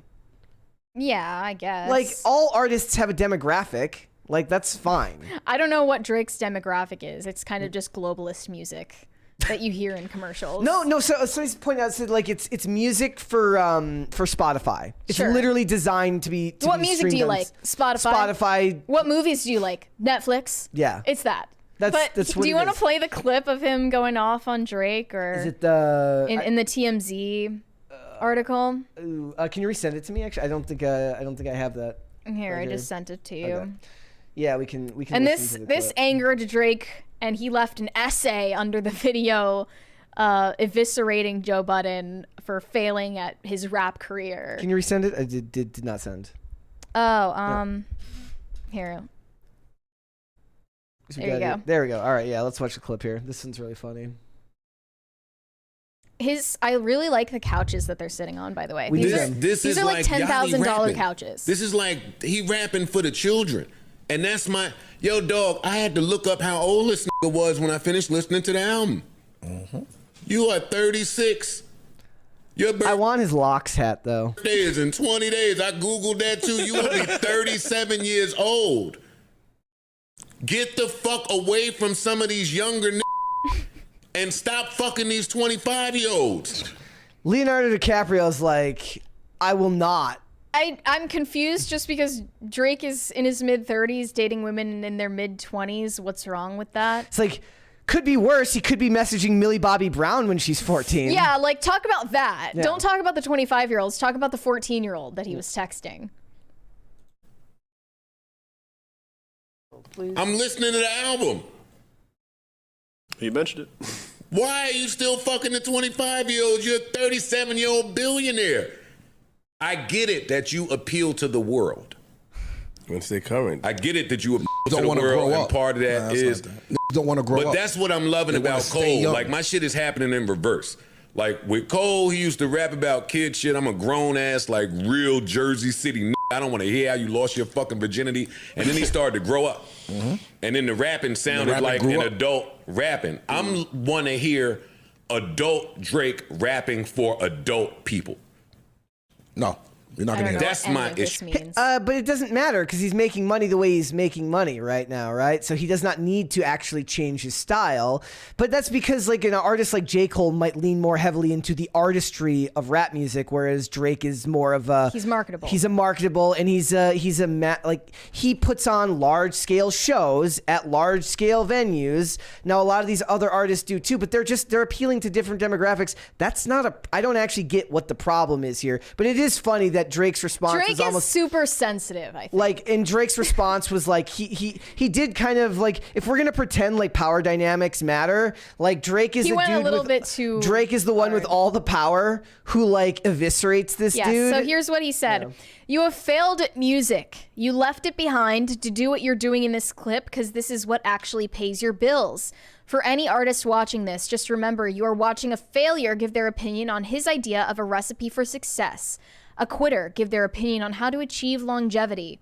You switched careers because the things that pop into your brain had you broke, living check to check, and the raps you write had 450 men showing up to your shows in dusty NYC jeans to screw up their face to Mood Music 29 and pretend you are the GOAT. Please, to any artist that's doing what they feel is right, don't let these opinions affect your mindset after the fact. This guy is the poster child of frustration and surrendering. You retired and we never hung up your jersey. We don't even remember your number. We know you for doing this. You withdrew from rap not because you accomplished all you need to. It's because it wasn't working for you. I never want anybody in the generations to think that the whole everybody's entitled to their opinion is a real thing. This is a man projecting his own self-hate and the fact I did and continue to do everything he wanted to do for himself. If you need it put in simpler terms, I own a 767. He owns a modest house in the 973 and flies first class on special occasions. The special occasions part was hilarious. I'm sorry, like he got him. I think that maybe Joe Budden was saying this because Drake gave a shout out to Kai Cenat, the Twitch streamer. Yeah. That kind of seems like he's trying a little too hard to appeal to Gen Z, but what else is he supposed to do? Like if you go out of your way to appeal to older people, then you're called out of touch. Yeah. That you're not developing with the times. It's like he's kind of putting him in a place where he can't win, but he wins either way. So it doesn't really matter. And but at the same time, it is funny that Drake would even respond because he doesn't need to. If you're so booked and busy, what are you doing in the Instagram comment section on a podcast? But that's what's great. Like, that's what's funny about it. Like, he doesn't need to respond. Okay, and who else didn't need to respond? Azalea Banks. She saw this clip and said, does Drake know his nose job and liposuction is not hip-hop? Does Drake know that no one who actually understands hip-hop, a culture born from oppressed, don't really care about his soft-toothed, colonized, confused, mixed-race facsimile attempts to exhibit the true authenticity of an actual MC? Does Drake know his desperate attempts to gangsterize Canadian street life is an all-encompassing failure in and of itself? I mean, I don't know if that's I don't know if that's a fair characterization of what he's trying to do, but I would say calling anything that he's done a failure. And that's as somebody who's not a fan of Drake, but calling him a failure is not really applicable. Regardless of whether Azalea Banks' takes are ever correct or incorrect, she's just so like verbose and articulate. You know, like she's so good at articulating them in a way that makes it sound like she's right. She also said, can hip hop get any more trashy? Does Birdman know how low IQ, tacky, and how much of an effing loser he looks threatening Joe Budden via the internet?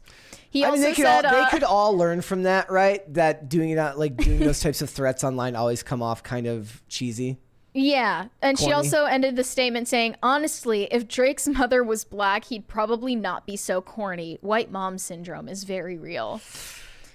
Then she took shots at Kanye. Yeah. Do you want to get into that? Like that clip that came out of Kanye calling Cardi B an industry plant really pissed off Azalea Banks as well.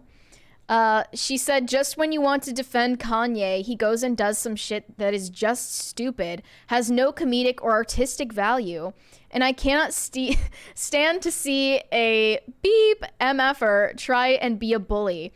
Is Kanye mad at Cardi because he has 60 ghostwriters and none of them have topped Bodak Yellow?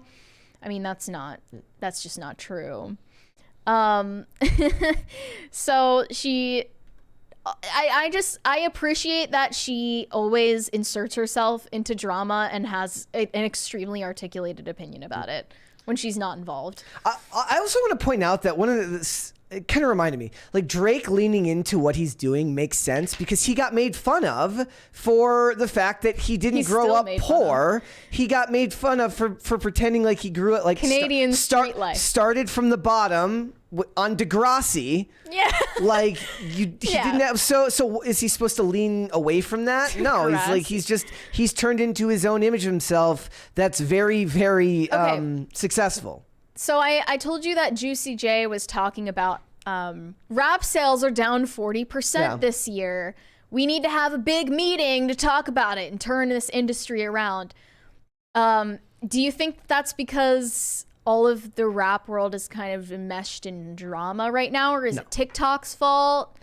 I mean, like, I would because I would need to look at the numbers. What does he mean? Does he mean Taylor Swift's fault? Does he mean album sales are down? Does he mean streams are down? Because I guarantee you streams aren't down. People are streaming music more than they've ever streamed before. Now, if we're talking about the fact that perhaps they're making less money because as the industry changes over and more people choose to stream music rather than buy it, and so they're automatically, like, they already get so little of the 99 cents or 149 that comes through per sale when you have a record label. But then you talk about how little they get in relation to streams, like what, 3 cents a stream or something like that. Like I would need to look at what they mean by the numbers like that. But I would guess that all music genres are struggling right now as long as they're connected to major labels, which take the brunt of the profit for this. But none of them want to break away and do the marketing themselves and do all of the legwork, because look at how much work it is for Tom McDonald to release an album and a music video. Mm-hmm. It's an insane amount of work for one person to have to take on with just a small group of people. There's just a very big reward on the other end. So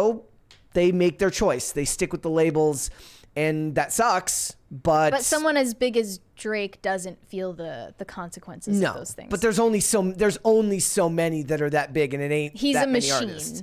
And there aren't that many artists that are actually like that. I do like watching like rap artists fight with each other. It's just funny because I did grow up in the 90s when it was actually like what was going on with like the East Coast West Coast rap feud, where people were actually dying and being shot. And now it's just Instagram that stuff still happens, but it just doesn't happen in, the mainstream is obviously very, very different from that.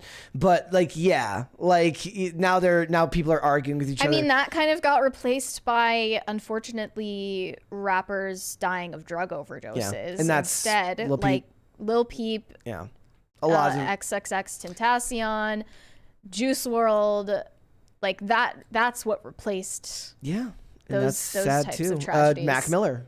Mm-hmm. That's the sad fact of the matter is, I guess that's more of the we've become vehicles of our own destruction rather than Gen Z is fighting with their own demons. Well, me and you have talked about that before, because we've talked about whether it's possible. Do you think that Gen Z is, because we've talked about like Gen Z's drinking less than previous generations? I do think they're doing as many drugs as other generations, because their drug of choice is weed.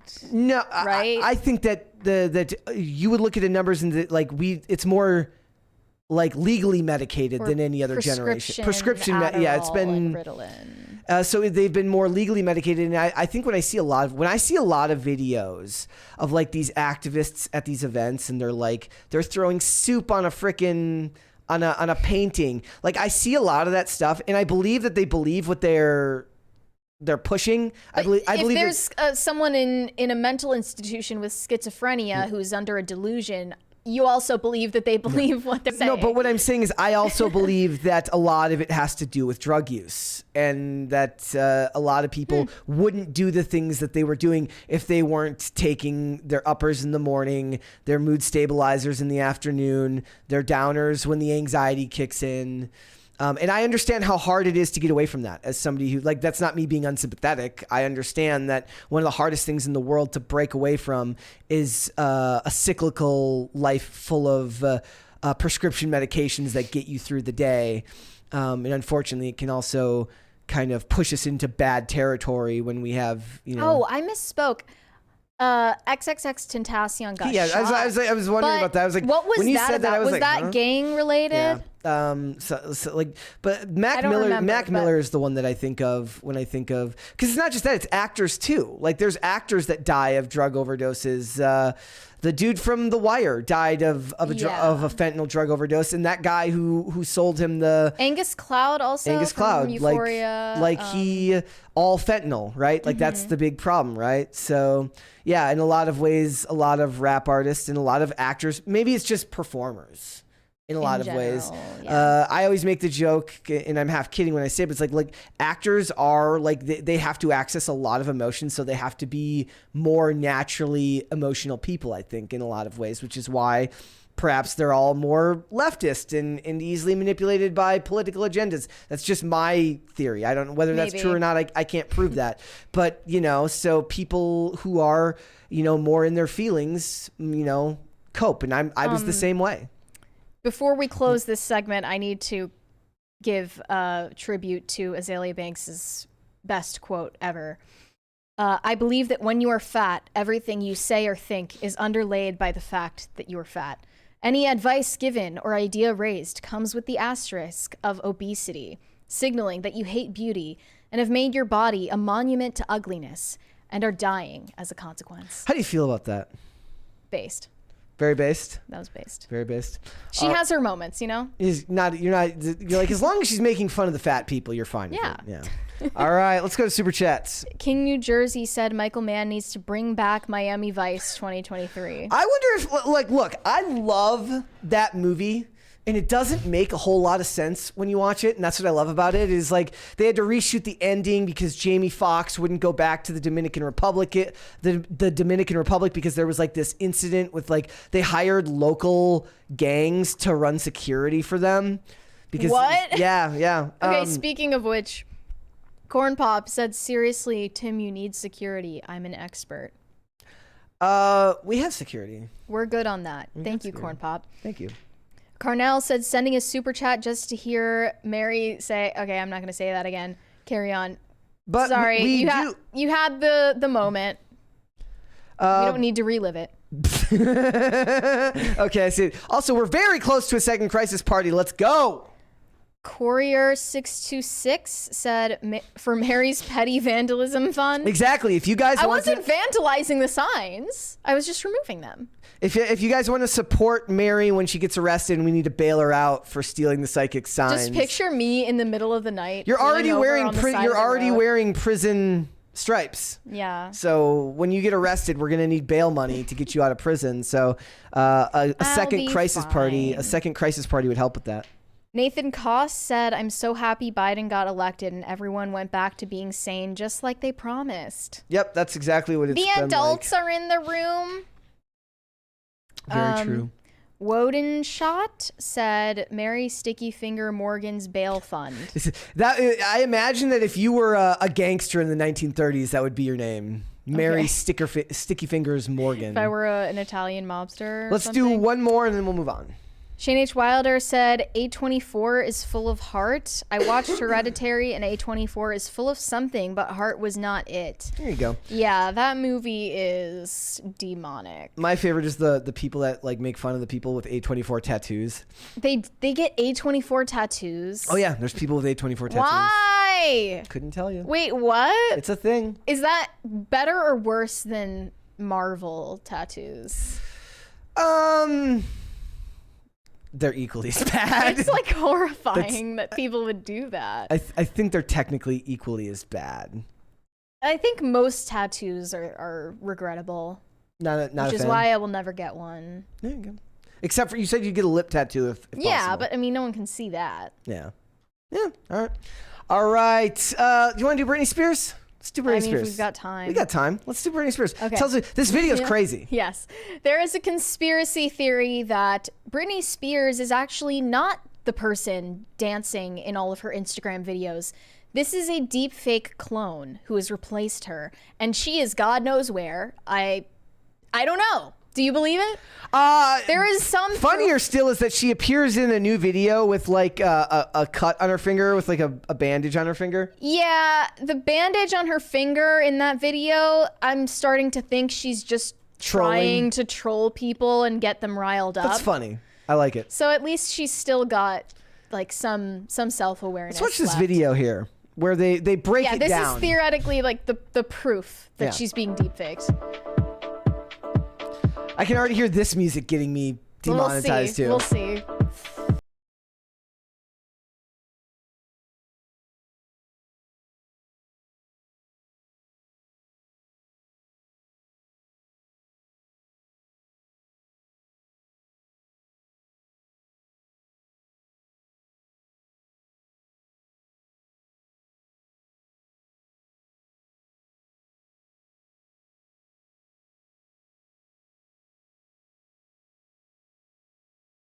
Maybe that's why she doesn't get a new phone. Yeah. Maybe that's why she's like, the she low keeps resolution hides. She's on her iPhone 4 because she needs to make sure that they can make the deepfake. With the filter of Britney. You can see it switching. It's very quick and easy to miss. But I can't believe I just caught that. Watch. Very quick and easy to miss. Here's the thing. If you're high, I bet you whoever found this out was high as hell. Like they were. I mean, Britney is. That ain't no denying. That is weird though, right? It's definitely not Britney. the same. It hasn't been Britney. What do you think? Do you think it's not her? Maybe in some of the videos it's her and some it's not. You also pulled up one that said she was deep faked into her own wedding. Which is like another level of insanity. Is that Britney? She has reached a whole new cult status for different things. It's crazy. Here, let's watch this one. You can clearly see in the clips of Britney supposedly at the altar, Britney's head is a completely different color. The choker served as a visual marker, helping the AI to understand where the body double's head ends and the neck begins. I mean, to be fair, his face is the same shade of like greenish yellow. Yeah, so the lighting was off. This guy is not, but all of the shots from the wedding video are either really low quality or from really far away. Britney even said in one of her Instagram captions that she wasn't sure she was present at her wedding. What does that even mean? And I completely believe it because there is no reason that Britney Spears' head and body should be so different in color. Either her makeup artist was just absolutely horrible, or that is not Britney at her wedding. It was a body double, and they used. And they just got all these people to be in on the joke with them. So here's her actual quote from November 2022. Wow, I got married this year. Not sure I was honestly that present because I haven't had real consciousness in 3 years. There was a lot of talking and speaking at the party. Not for me, unfortunately, because when you can't breathe, your body can't relax enough to speak. She clarified that she can breathe clearly now. Didn't elaborate on the circumstances. Why would they fake it though? That in the chat, Captain K. Is she trying to drop hints? Like, oh yeah, I wasn't really present in my consciousness. I do have to ask the question is like, why would she fake it? Like, what would be the point? Did she pass away years ago and this is just some crazy scheme to keep all of her money going? One of the biggest conspiracy theories related to Hollywood, other than illegitimate children, is that most celebrities have been basically groomed since birth and cloned, and they plan to ritualistically murder them and replace them with clones. They were talking about this with Avril Lavigne, right? That she was one of them. Who are the other ones? Do you think this is possible? I mean, maybe. But it's also a conspiracy that maybe the world is a lot darker than we realize. Then they also say the same thing when they say that they've died, but they're not really dead. Like Tupac has been alive on an island. Oh yeah, that's another one. Like it's O.J. Simpson is Khloe Kardashian's dad. A lot of people believe that one. Wait, why do they say that? they like pull up comparison photos. Like she doesn't look like her sisters as much. She kind of looks like she could be related to OJ. Like, I don't know what, like, if this is her, the video is kind of crazy though. But I do wonder like how that person even noticed it. Right? But it is, I mean, I'm not going to call that person crazy because that switch did happen in the video. You can see it happen. Yeah, hold on. I'm just putting it back on screen. I'm not going to like totally write it off. Maybe some of her social media content is outsourced to someone else. That is great. She does have a team. She has admitted that she has an entire team of employees to do whatever for her. Fans speculated that the singer is AI generated. One commented, that is clearly someone else. I'm not even a Britney fan.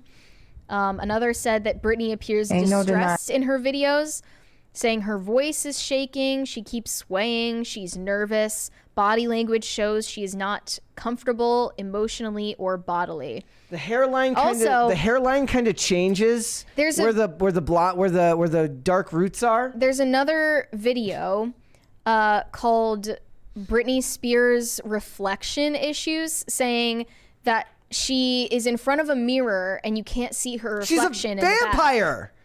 That makes perfect sense. Yeah. She's a vampire. So fans again commented that she might be an image constructed by AI. But also, like somebody pointed out, like filters. This could be just like how a filter on the video reacts to her hands going in front of her Another popular conspiracy theory is that JonBenet Ramsey, the child murder victim, never existed, and that she herself was an experiment of early developments of AI. And at the root of that conspiracy theory is that the government has been hiding the advancements of AI from the public, and they're slowly rolling it out so that we can be accustomed to it. Right. That's kind of like that. That's the case for a lot of different technologies. Like people believe that the government is hiding the advancements of technology from the public, or hiding medical cures and medical treatments from the public. Well, I don't know about the medical cures, but they absolutely like there are people who believe that the cure for cancer exists and that the government is hiding it to profit the pharma industry. That's absolutely probably true. Who knows? Yeah. Okay, like that's why I'm saying like let's not write it off completely.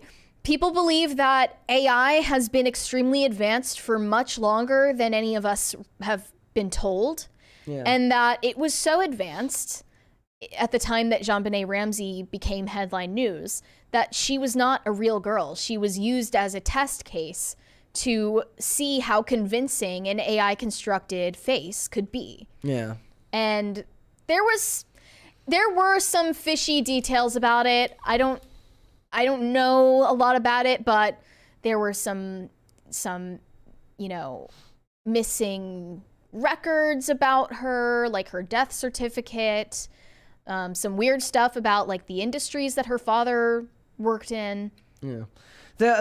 Somebody pointing out like it could just be low quality video artifacting. So this is the price you pay when your videos are still in 144p. And when you run through 9 filters, iPhone video editing apps 12 times. Or maybe it's that it actually is fake and they purposely do it on a bad camera so that the artifacting is a natural byproduct of it to keep you looking at it. Well, have you seen when someone it's so funny how face filters have become like so normal. Like it first rolled out on Snapchat. There was like the dog filter. Yeah. And we were all just feeding our facial recognition. I mean, this happened last year with all the AI, or 2 years ago, and everyone was having the AI photos of themselves made and posting them as their... We're all just willingly selling our data and our appearances to companies to use for whatever software research they want.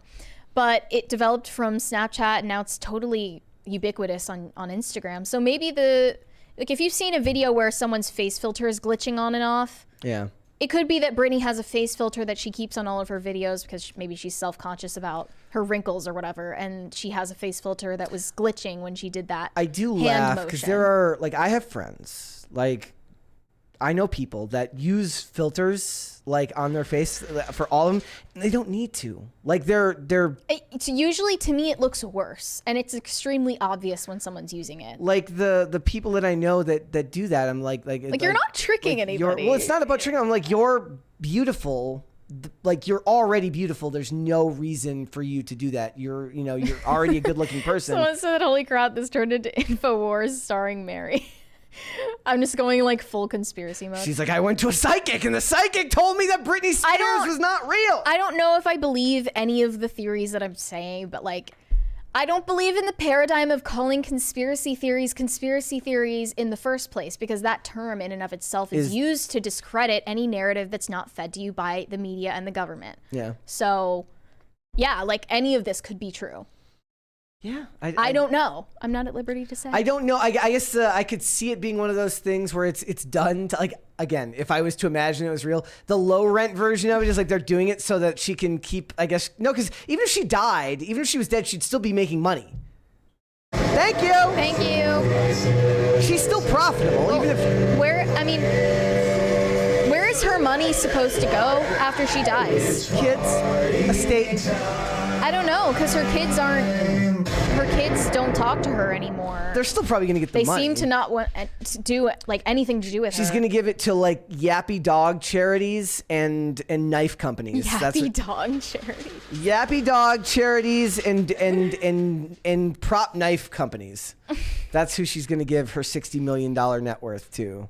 That it's not that much. Or maybe she'll give it to her sister. Maybe like that'll be. I really think that it is unethical to use somebody's face and image and persona to make money off of them after their death. Like the hologram concerts of Michael Jackson and Elvis and all of these pop stars. The Tupac one was very big. They could have never predicted that this technology would be so accessible now. Yeah. And I don't think that they would have consented to being used that way if they were warned about it beforehand. I think it's really wrong. It's also going to happen more and more frequently now that the metaverse is a thing. Yeah. There was the Biggie concert in the metaverse. You can now People are like, what the hell's going on here? You can now have VR meetings with your coworkers that supposedly present to you a photorealistic image and look of at that person. Or look at the Flash. Look at the stuff that happened in the Flash, like all the actors that appeared in there that definitely did not. Christopher Reeves did not show up for that because he's been dead for a long time. That just seems wrong to me. Yeah, I don't really agree with that. All right, let's go to super chats, shall we? Yes. Woden Shot said those stripes look good on you, Mary. Gibbs me that. Gibbs me that. Okay. DCNC said wasn't even the real Degrassi. That is true. What do you mean? It was I don't remember. It was like a spin-off of Degrassi. Oh. Degrassi, the next something. The next generation. Yeah. Like I never watched Degrassi. I watched that episode where Drake gets shot is essentially like a PSA about like white incel terrorism. I know that they did One Tree Hill did their own school shooter episode. Yikes. Like it was a thing at that time that they had. I mean, it was in the news, right? So it was very, very relevant to the culture. I mean, it's unfortunately, it's still relevant to the culture. But yeah. Shane H. Wilder said A24 tats are worse. They show that you are stupid, but think you're smart. Not a fan of tattoos myself, but I know someone with the Sacred Heart over his own heart, which is kind of based. Yeah, there's something to be said, right? Where like the guy who gets the Marvel tattoos, like, look, I've succumbed. I am the consumer. I am the board. I am here to consume. And then the A24 tat guy is like, I'm different. I'm not. But like also, other but also, here's the thing. What if you're like a lifelong Marvel Comics fan, and now you have to like. Maybe you got it before Marvel went woke. And you have to then you have to get it removed. I had it before it was cool. Like, this is pre-Robert Downey Jr. getting hired for Iron Man. I love Marvel. That's I feel bad for that guy. I feel bad for that guy. Wodenshot said Mary is one lit sign away from being a Timcast topic. Meaning like stealing the signs? What? Like if I got arrested? That would be, would they talk about that on air? I don't even think that it's illegal to remove signs. Like, I don't think you're allowed to I guess that would presuppose that it was illegal for them to put the sign up. Technically it is, but technically also nobody cares. It's a gray area. Yeah. Geeky James 62 said that MF Britney. Is it Brett or Britney is not real? Prove me wrong. I'm guessing Geeky James means Britney is not real. I'm very clearly real. There's no filters over my face. Just like it's like we swear we're not AI. I'm not. What if we were this whole time? That would be We've hoodwinked all of it. us. Also, the chat, it's really funny, decided to let us know this is his 3rd super chat. So thank you for that. Okay. All right, guys, before we go, would you hit the like button on this video? Would you subscribe to this channel if you have not subscribed already? Like I said, we are on our way to 75,000 subscribers, so thank you very much for that. Mary, we got one more super chat here. Has it come through over there yet? No, it hasn't. Okay, we'll just do your outro and then we'll... Oh, hey, guys. Guess what? I didn't forget about the poll. I'm going to end the poll right now. Oh, okay. Sorry, guys. So whoever said that I wasn't going to end it loses. I almost forgot. Yes, I did not forget. I did not forget. Let's see. What does it say? 58% said that I would forget. Sorry, guys. You are wrong today. I did, in fact, remember to end the poll, so I win. I wouldn't have reminded you. By the way, guys, we are at 9,968 followers on Instagram. We need to get to 10K. Don't you get privileges on Instagram if you get to 10K? Like it used to be, you can swipe up for YouTube links or something like that. Sucks that you can't do that anymore. I don't know. I don't think you can do that anymore. Oh, is this the Lex Friedman super chat? DCNC said, you guys see Lex Friedman interview Zuckerberg inside the metaverse? That shit was so slow. Yeah, well, what do you expect? Yeah, that sounds incredibly boring. Hey, I wouldn't like to just be bored by Lex Friedman on... How long is it? 3 hours? Yes, I think it was. I don't want to be bored bro, you're not Joe Rogan. Stop trying. I don't want to be bored by Lex Friedman. You're not Tucker Carlson either. I don't want to be bored by Lex Friedman in the real world. I want to be bored by Lex Friedman in the digital world. Okay. We got 2 more here. Wilder said it was probably just artifacting due to compression on social media. I see it every time I post vids to Twitter. They get compressed to ish. Well, I'm going to go ahead and say that that's not what it is because it's more fun to think that she's been replaced. Yeah. It's most entertaining possibilities, the likeliest. And one more here from Derp Space 9. You see that one? No. Okay, it says, Brett remembering the poll is like a day without Taylor Swift, so rare that it is noticed. Hey, there was no mention of her today until you brought it up. Was there? There but it wasn't a topic. We didn't talk about it extensively. We just have to, she's like Voldemort. Yes. She that will not be named. We didn't do any on Wednesday or Thursday last week. There was no topics on Taylor Swift today. If you guys don't want us to talk about Taylor Swift, stop bringing her up. We've been so merciful. Yeah, stop bringing her up. Okay. It's not my fault. It's not my fault. It's your fault. There's also one here from Olivia. She says, justice for Mocha. That is all. No justice will be had for Mocha today, ladies and gentlemen, unfortunately, because I did not put a poll up that would allow you to vote on whether Mocha was derpy or not. Tomorrow? But maybe. We'll see. We'll see about it, but sorry, guys. Sorry, no justice for Mocha today. You will not be granted such a thing. Mary, where can they find you? You can send me validation on Instagram at Mary Archived, or you can send me hate on X. That is also Mary Archived. Perfect.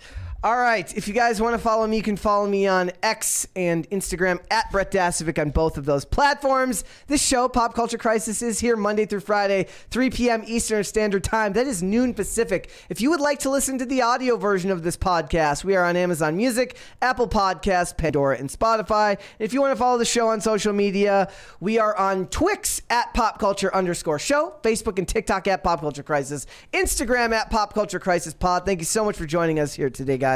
We'll be back with another episode tomorrow. We'll see you then. Bye. Later.